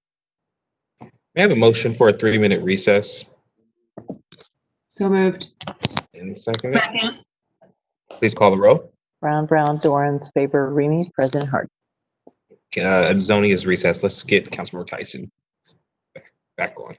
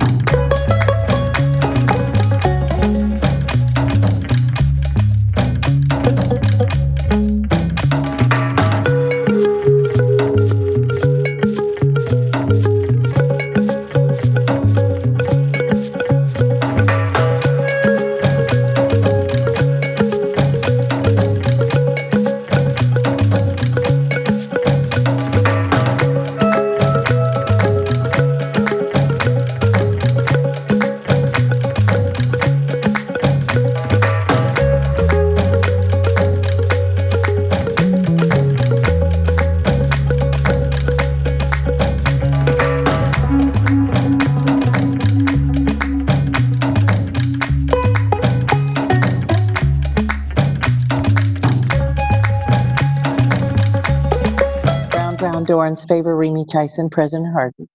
Zoning Committee is reconvened. Chair Tyson, the floor is yours. Thank you. So Joe McCabe wanted to speak on WebEx. Is he? Councilmember Tyson, this Jay, is Dave Carey. I can speak on that in that regard. Okay, great. Joe, I think Joe is on the audio, maybe not the video, but Joe is Vice President of Development for Woda Cooper Group, and Woda Cooper is the developer. Joe registered to speak in case needed. Briefly on these applications, this project is already built. This was done by variance under the city policy of allowing affordable housing projects to proceed by variance, pending funding and purchasing the property. And this ordinance and 1620/2020, the variance, are follow-up zoning matters required and committed to by WODA with the city of Columbus. The project is preserves the lobby of the Livingston Avenue Theater. It's 100% low-income housing and is age restricted as 55 plus, and WODA is in the leasing stage now.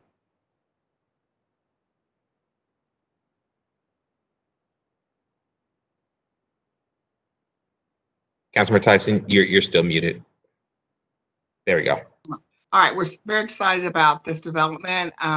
It is for senior housing on East Livingston Avenue. And we don't have any other speakers. It was just the applicant that wanted to speak on this. And so if there are no other questions or comments from my colleagues, I move for passage. Second. Brown, Dorans, favor, Remy Tyson, President Harden. Thank you. And now there's a variance on the same property. It's ordinance 1620-2020.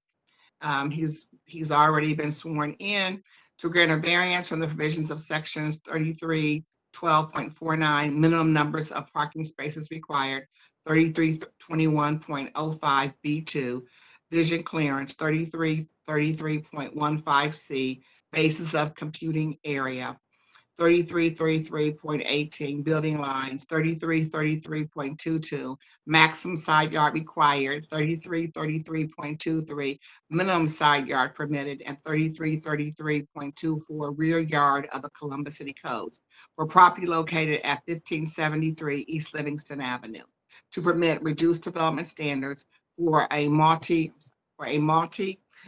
unit residential development in the AR3 apartment residential district. The applicant again is the Woda Group, and it's Woda Cooper Companies. The proposed use is a multi-unit residential development and parking lot. The city department's recommendation is approval, and the Livingston area commission's recommendation is approval, and it is at 8-0. If there are no questions or comments, I move for. Second. Brown, Dorans, favor, Remy Tyson, President Harden. Thank you.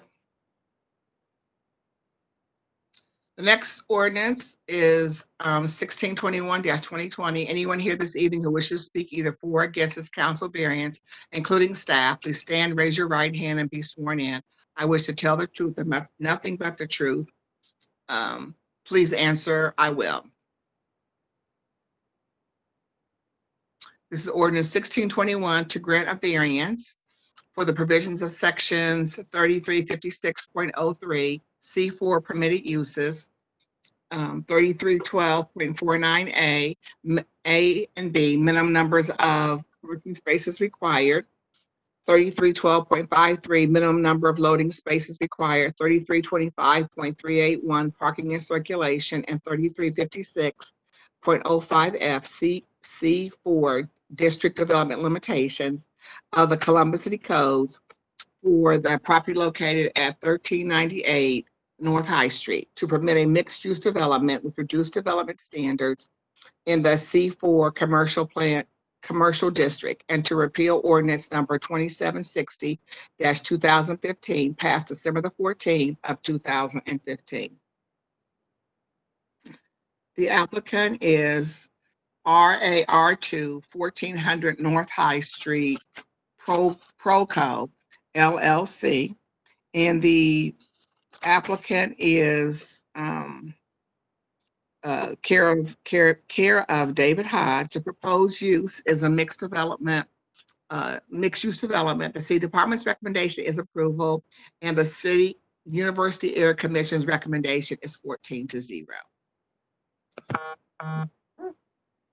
I now would ask for a staff presentation because we do have a speaker on WebEx.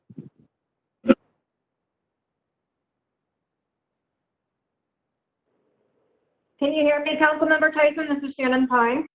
Hi, Shannon. Yes, I can hear you. Thank you. Okay.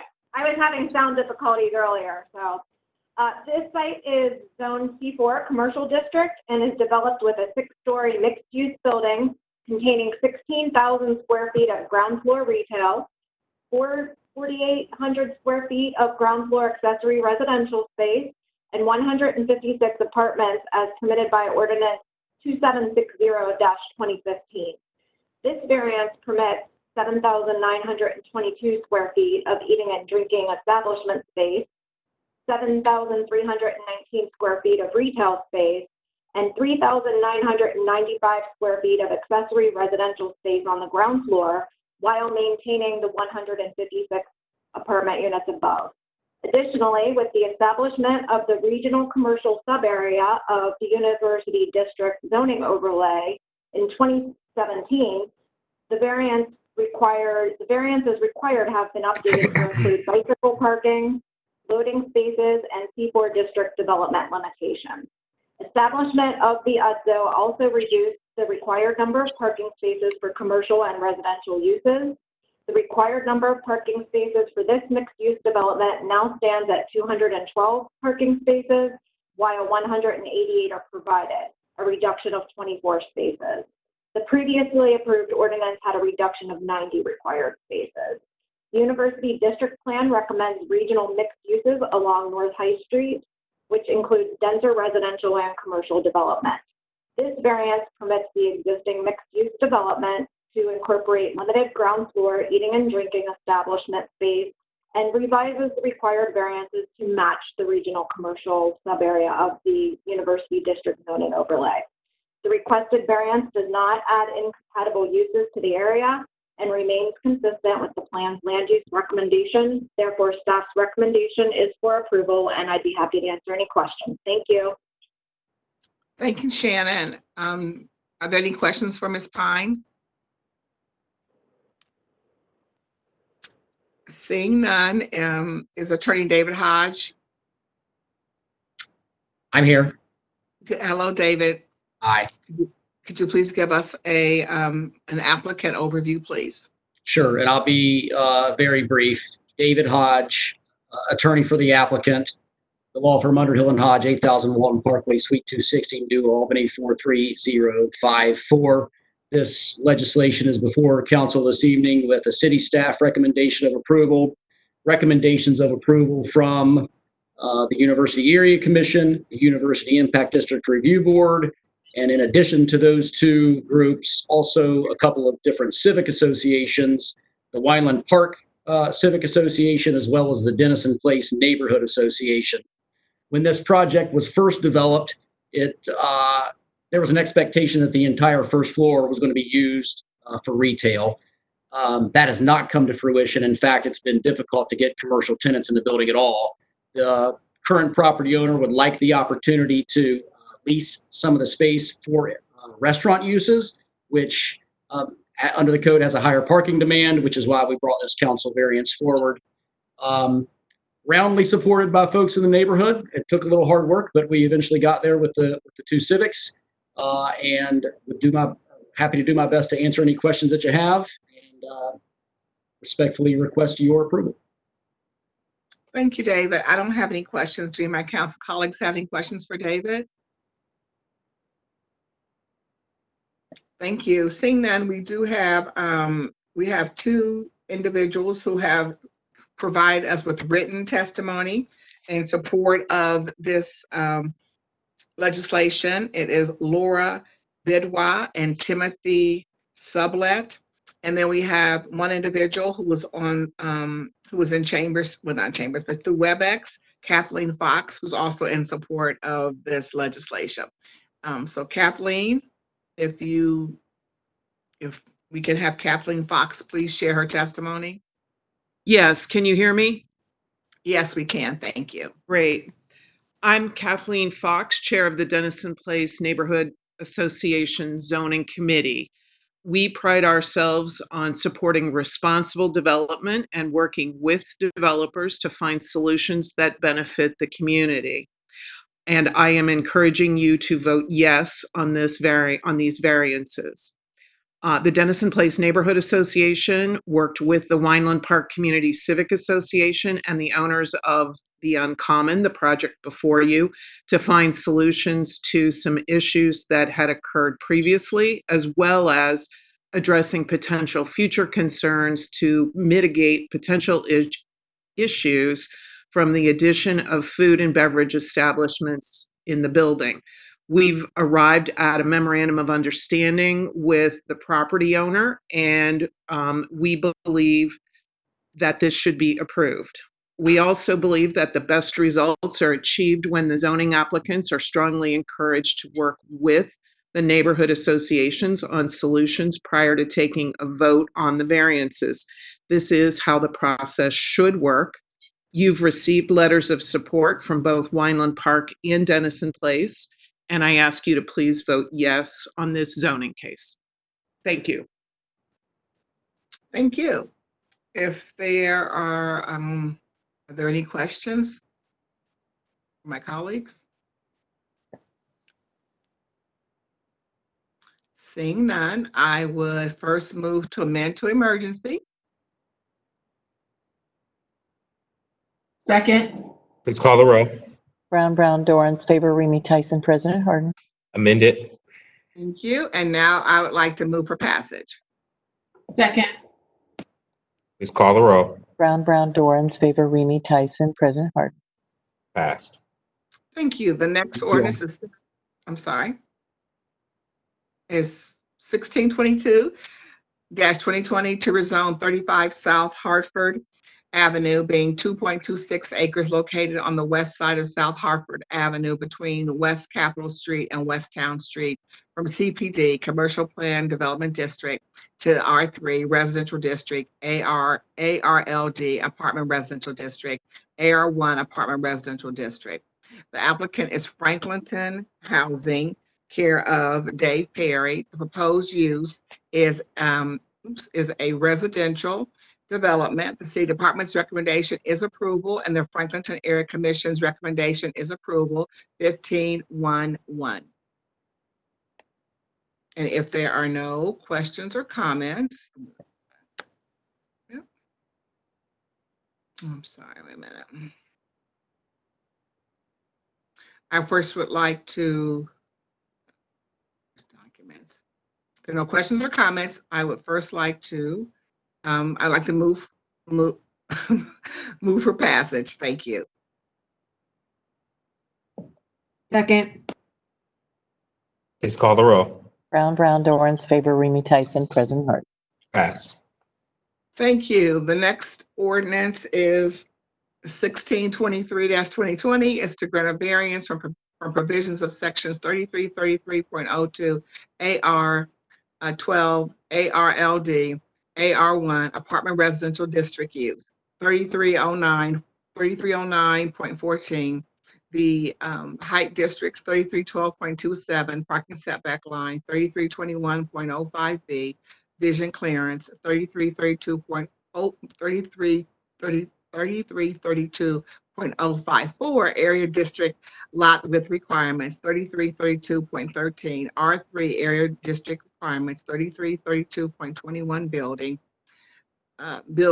32 building lines, 3332.38 private garage, 3333.18 BD building lines, and 3333.255 perimeter yard, and 3333.35 private garage of the Columbus City Codes for property located at 35 South Hartford Avenue to permit mixed-use development with reduced development standards in the R3 Residential District, ARLD Apartment Residential District, and the AR1 Apartment Residential District. The applicant is Franklinton Housing, care of, wait a minute, Dave Perry. I'm just looking at my notes. And the proposed use again is a residential development. The City Department's recommendation is approval, and the Franklinton Area Commission's recommendations 1511. And if there are no questions or comments, I move for passage. Second. Please call the row. Brown, Dorans, favor, Remy Tyson, President Harden. Passed.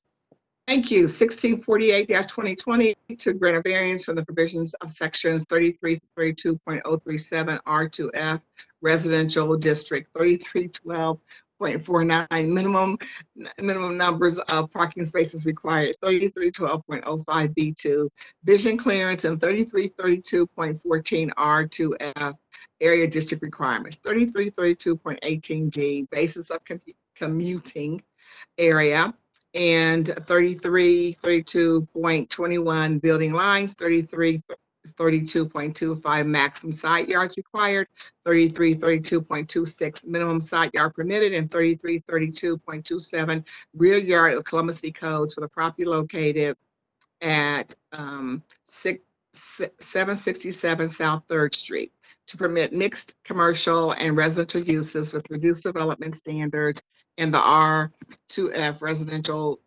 district, and to repeal ordinance number 1603-2012 passed June 24th of 2013. The applicant is Juliet Bullock. The proposed use is commercial uses and apartments in a single unit dwelling on one lot. The city department's recommendation is approval, and the German Village Commission's recommendation is approval 501. And if there are no questions or comments, I move for passage. Second. Please call the row. Brown, Dorans, favor, Remy Tyson, President Harden. Passed. All right, the next ordinance is 1649-2020 to grant a variance for the provisions of sections 3359.17B for permitted and prohibited uses permitted only by the certificate of appropriateness of the Columbus City Codes for the property located at 550 West Nationwide Boulevard to permit a video billboard within the downtown district. The applicant is the Crew Stadium LLC, care of Philip Dangerfield. The proposed use is a video billboard. The city department's recommendation is approval, and the downtown commission's recommendation is approval.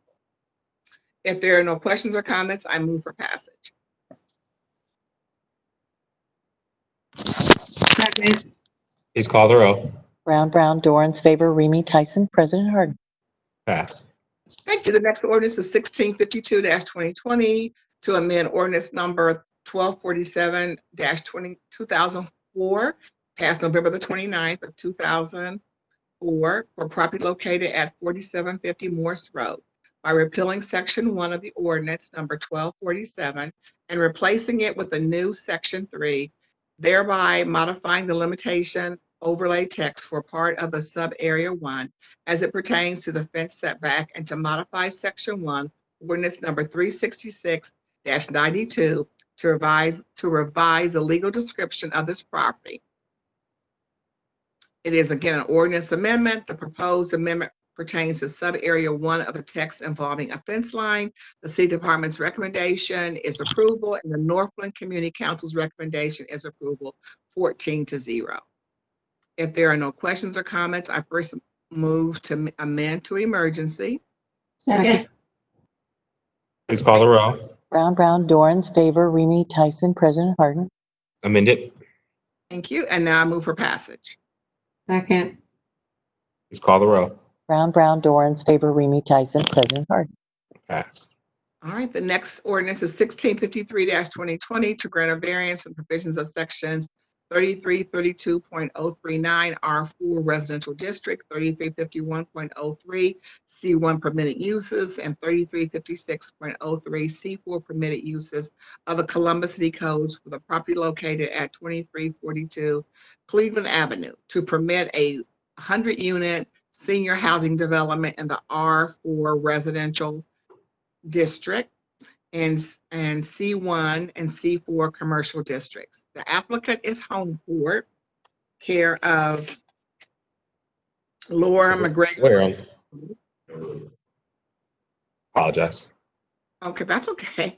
The city department's recommendation is approval, and the North London Area Commission's recommendation is 601. Again, this is a 100-unit senior housing in the Linden area. It's a pretty exciting piece of legislation. I first move to amend as submitted to the clerk. Second. Please call the row. Brown, Dorans, favor, Remy Tyson, President Harden. Amend it. Thank you. And now I move for passage as amended. Second. Please call the row. Brown, Dorans, favor, Remy Tyson, President Harden. Pass. Thank you. The next ordinance is 449-2020 to rezone 3035 Stelzer Road, being 3.74 acres located on the west side of Stelzer Road, 400 feet north of McCutcheon Road from the R1 Residential District to the CPD Commercial Plan Development District. The applicant is Easton Lodging LLC, care of Dave Perry. The proposed use is a hotel and commercial development. The city department's recommendation is approval, and the Northeast Area Commission's recommendation is disapproval. in this particular ordinance, we now have a good neighbor agreement in hand between the chair of the Northeast Area Commission and the applicant. And I really do appreciate Chair Rayford working with the developer and for this good neighbor agreement, and to ensure that, and the key part of this agreement is that this hotel will not be using residential streets with the vehicle that will be transporting the individuals back and forth from the airport to this hotel or to Easton. So I'm very pleased that it was worked out with Dave Perry worked today to make sure that that was signed. So with that, if there are no questions or comments, I move for passage. Please call the row. Brown, Dorans, favor Remy Tyson, President Harden. Passed. Thank you. The next ordinance is, all right, anyone here this evening who wishes to speak either for or against this council variance, including staff, please stand, raise your right hand, and be sworn in. I wish to tell the truth and nothing but the truth. Please answer, I will.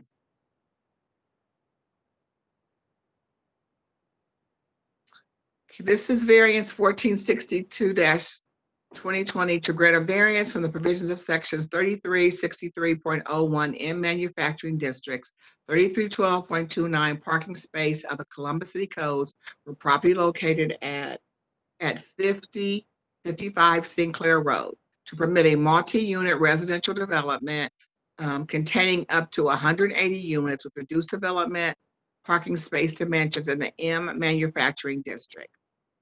The applicant is NRP Properties LLC, care of Dave Perry. The proposed use is a multi-unit residential development. The city department's recommendation is disapproval, and the Northland Community Council's recommendation is approval. And I am first going to ask for a staff presentation. Can you hear me okay? I can, Shannon. Thank you. Okay, wonderful. The site consists of 2 parcels developed with an entertainment venue and truck parking in the M Manufacturing District. The requested council variance will permit multi-unit residential development containing up to 180 units. A variance to reduce the required length and width of 26 parking spaces is also included in this request. This proposed development will be subject to a competitive funding process with the Ohio Housing Finance Agency, which requires certain land attributes, including compliant zoning. The council variance process is supported to assist in the state funding application process as rezoning application Z20-049, a request for the Era 1 apartment residential district, has been filed and is in the formal review process. Planning Division staff does not support this request as Northland 1 area plan recommends the site for employment center, which supports job-related uses and does not support retail or residential uses. Therefore, staff's recommendation is for disapproval, and I would be happy to answer any questions. Thank you. Thank you, Ms. Pine. And I don't know, is Director Stevens still in chambers? We're on the phone. I am. Hi, Director. This legislation, I know, did get staff disapproval, but I know it is, this development would be for affordable housing at the 30% to I think 60% of AMI. So can you please speak to this legislation that's before us today? Yeah, the area plan called for a job center. However, since it's an affordable housing piece that has gotten community support, we have no objection in this moving forward. Thank you. And also there are no pending commercial projects out there in this area right now as well. I like that. Thank you, Director. And let's see, and that was important in terms of us, you know, when we're looking at a disapproval from the city, we really just try to find out why that was that disapproval. And and hopefully the viewing and listening audience and certainly my colleagues have heard that it really is about, there was no project in the works in terms of a job for a job for economic development, and that of course we're also supportive of making sure that we have affordable housing, and especially at those percentages. And if I would now ask for a presentation from the applicant. Thank you, Councilmember Tyson. This is Dave Terry, agent for the NRP Group and NRP Properties on this application.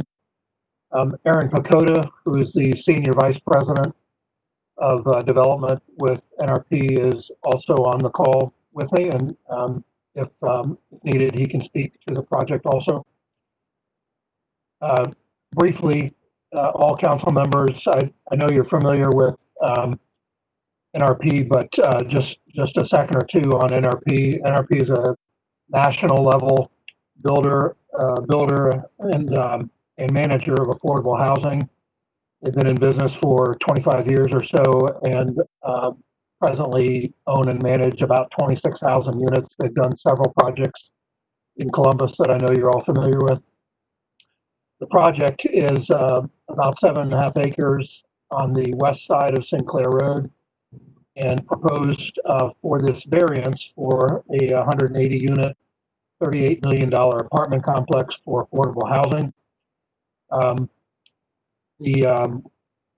We look, NRP and I look at the site as having an extraordinary location on an arterial, close to the freeway interchange, close to jobs on Morse Road, and easy access to other parts of the city. On the area plan, that's always an important input. As Director Stevens indicated, the city objection is related to the area plan, but not in particular about this zoning. The Northland plan, the current version of the Northland plan is 2014, and this corridor where the manufacturing district, or it's been called different things, employment center, warehouse, jobs area, that type of thing. It's been, it's had that recommendation for about 25 years or so. And much has happened in Northland in that time period, and also on this corridor, including hotels built in the manufacturing district south of this site towards Morse Road, and so on. And the warehouse uses are certainly older. I had a phone call from one of the industrial uses with enthusiastic support for this project. Happy to see the investment in the corridor and the potential resident employment in the area. So happy to answer any other questions, but I know NRP is anxious to proceed with the project, and consistent with city process guidelines, this application was submitted as a variance to first address zoning as is required by OPA. OPA requires applicants to have a viable project zoning wise with funding applications. NRP will then be working on OPA funding and moving towards closing on the property. The rezoning application that is part of the process with the city has been submitted and is pending, and will proceed as requested after NRP closes on the property. So thank you. Thank you, Dave. Are there any questions? Okay, we have one. Yes. Is that Councilmember Baker? Yes, ma'am. Yeah. I was just wondering if we could clarify what the affordability level actually is for the project. Certainly. Aaron, do you want to speak to that? Sure. Councilmember Favor, thank you for your question, and Quality, thank you for your time.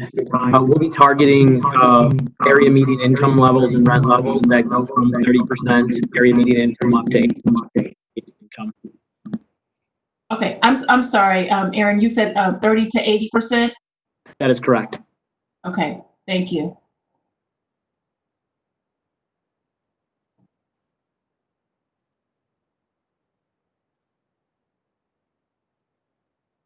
There we go. Oh, sorry. Are there any other questions from my council colleagues? All right. Seeing that we do have one speaker, Mr. Randy Best.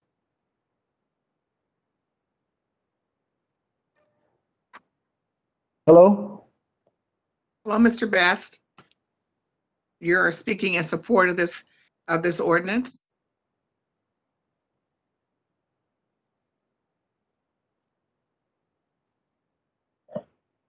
Councilmember Tyson, this is Dave Terry. Randy Best is the broker, real estate broker for the property. I would imagine his comments are in support. Yeah, it says, I mean, he did, I'm sorry. He did say he can support it, but he didn't want to. Can anybody, can you, I don't know. We can hear you, Mr. Best. Oh, you can hear me? Okay. I just wanted to say I'm in support. I'm here as an observer. I think it's a great addition to the community. It definitely will be good to have a lot of bring more people into that area right there, and I think it just be a good addition to the whole neighborhood. So that's all. All right, thank you. You're welcome. Thanks for having me. You're welcome, Mr. Best. All right, if there are no other questions or comments, I would move for passage. Second. Please call the row. Brown, Dorans, favor, Remy Tyson, President Harden. Pass. Thank you. And the final ordinance in zoning this evening is ordinance number 1492-2020 to rezone 364 East Whittier Street, being 0.18 acres located at the northeast corner of East Whittier Street and Bruck Street from the R2F Residential District to the CPD Commercial Plan Development District. The applicant is Whittier ABC Company, LLC, care of Eric Zartman and Katrina Karak. The proposed use is an eating and drinking establishment. The City Department's recommendation is approval, and the Columbus Southside Area Commission's recommendation is approval on a 9-2. This legislation has, we have written comments in support of this from Laura Tonti, Kathy Green, and Margaret Rosenkrantz. And if there are no questions or comments regarding this legislation, I'm going to move for passage. Second. Please call the row. Brown, Dorans, favor, Remy Tyson, President Harden. Pass. Thank you. That concludes the zoning agenda. Chair Tyson? Yes. I see ordinance 0830 that I believe needs to be taken from the table. Do you see that ordinance? Wait 1 second. Let me. I do see that ordinance. Miss Angie told me. Clerk Blevins told me. You know, I am multitasking. I have papers, got my phone in my hand since so I am all right. I was hoping that Angie, so it's 830-2020 to rezone 377, 387 Lechner Avenue, being 0.22 acres located on the far west side of Lechner Avenue, 160 feet north of Sullivan Avenue, from the R3 residential district to the AR2 apartment residential district. The applicant is Amelia Rector. The proposed use is a multi-unit residential development. The City Department's recommendation is approval, and the Greater Hilltop Area Commission's recommendation is 12-2. And I first would like to take it from the table. It's tabled on April the 20th of 2020. Second. Please call the row. Remove from the table. Thank you. And now I move for passage. Second. Please call the row. Brown, Dorans, favor, Remy Tyson, President Harden. Passed. And now that really does conclude the zoning agenda for this evening. All right. Thank you, Madam Chair. Can I get a motion to adjourn? Second. Brown, Dorans, favor, Remy Tyson, President Harden. Meeting is adjourned. Are we fine just rolling kind of straight into finish up the health and human services? Yes, we are. May I have a motion to reconvene meeting 29? So moved. And seconded, please call the roll. Brown, Dorans, favor, Remy Tyson, President Harden. Meeting number 29 is reconvened. The next committee to come before council is the Health and Human Services Committee. That committee is chaired by Councilmember Tyson. Councilmember, the floor is yours. So the first ordinance I have is ordinance number 1526-2020.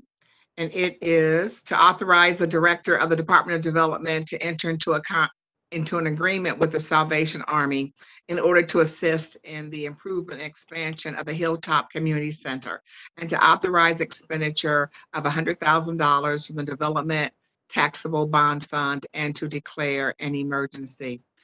The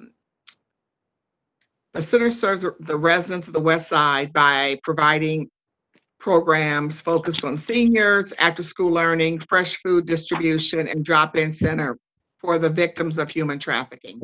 I had the opportunity to visit this particular site at the rededication ceremony at the Hilltops Worship and Community Center last fall. The Salvation Army is an important part of the Hilltops community safety net, and the improvements they are making to the building will promote a more efficient and client-centered approach to service delivery. One of the new programs made possible by the renovation is a drop-in center for the well. The well will serve women in Hilltop who are victims of human trafficking. Women who participate in the well will work on long-term plans to get out of trafficking and into a healthy and safe environment. The Salvation Army of Central Ohio has been conducting street outreach in Columbus since 2010. In 2018, the Salvation Army served 1,388 human trafficking survivors in Central Ohio. This demonstrates a need for the services and the funding. If there are no questions or comments from my colleagues, I move for passage. Second. Please call the roll. Brown, Dorans, favor, Remy Tyson, President Harden. Passed. Thank you. The next ordinance is 1564-2020 to authorize the Office of the Mayor to enter into a contract with the Planned Parenthood of Greater Ohio to provide teen peer-to-peer reproductive health education and support Celebrate One's goal to improve reproductive health planning in its high priority neighborhoods, and to authorize the expenditure of $150,000 from the city's general government grant fund, and to declare an emergency. The Office of the Mayor has been awarded funds from the Franklin County Department of Job and Family Services to develop a community-based peer-to-peer education program for teens in the Franklin County. To complete the deliverables of the grant, Celebrate One will contract with Planned Parenthood from July 1 of 2020 to June 30th of 2021 for a total contract amount of $150,000. These services were advertised through Bonfire RFQ 015529 according to the bidding requirements. The vision of Celebrate One is that every infant in Franklin County, regardless of race, zip code, or family income, will celebrate his or her first birthday. Throughout Franklin County, too many babies, often born too small or too soon, die for reaching age 1. In fact, every week in Franklin County, 3 babies die. Tragically, African American babies are dying at 2.5 times the rate of our white babies. In Franklin County, Celebrate One is using evidence-based practices to improve maternal and infant health with an emphasis on interventions that are collaborative and focused on eliminating preventable sleep-related infant deaths, reducing preterm births, and improving service delivery to families not most impacted by health disparities. In addition to having one of the highest infant mortality rates in the nation, Ohio ranks 23rd out of 50 states for teen-age pregnancies. 23rd out of 50. Teen pregnancy is a significant contributor to prematurity, a leading cause of infant mortality, because pregnant teens have a higher risk for having a baby born too small or too soon.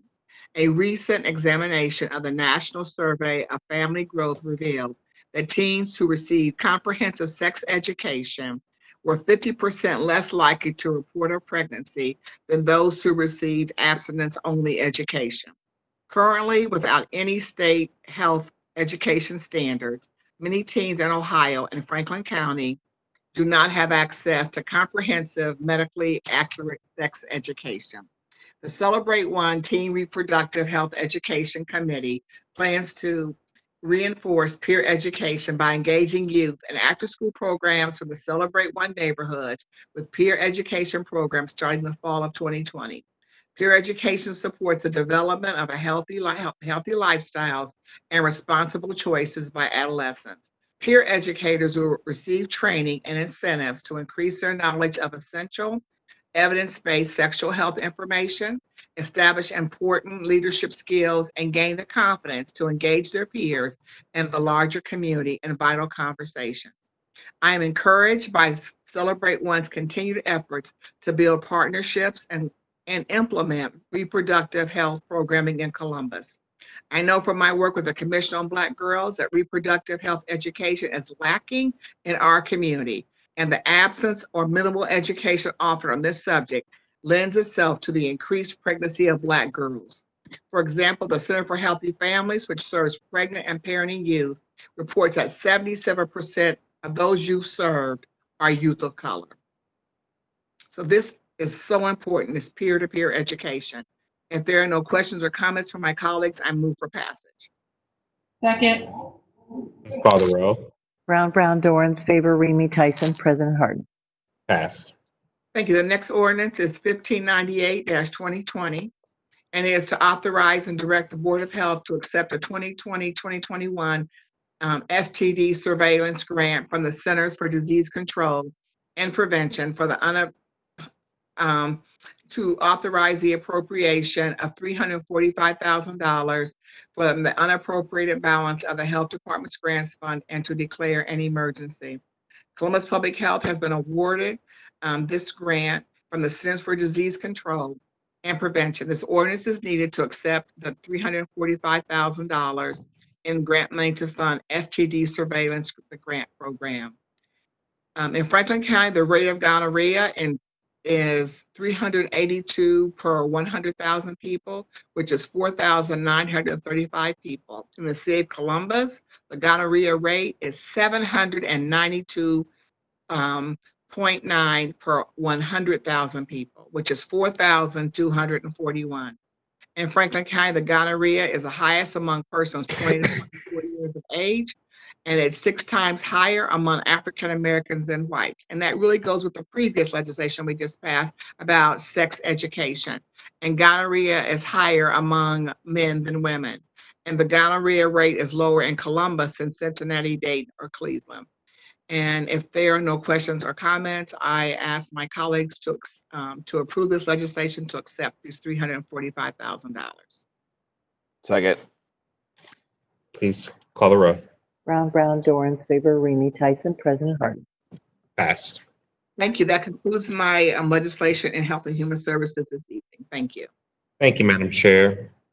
Seeing no further business to come before council this evening, may I have a motion to adjourn? So moved. Second. Please call the row. Brown, Dorans, favor, Remy Tyson, President Harden. Have a good evening, everyone. Thank you. I know.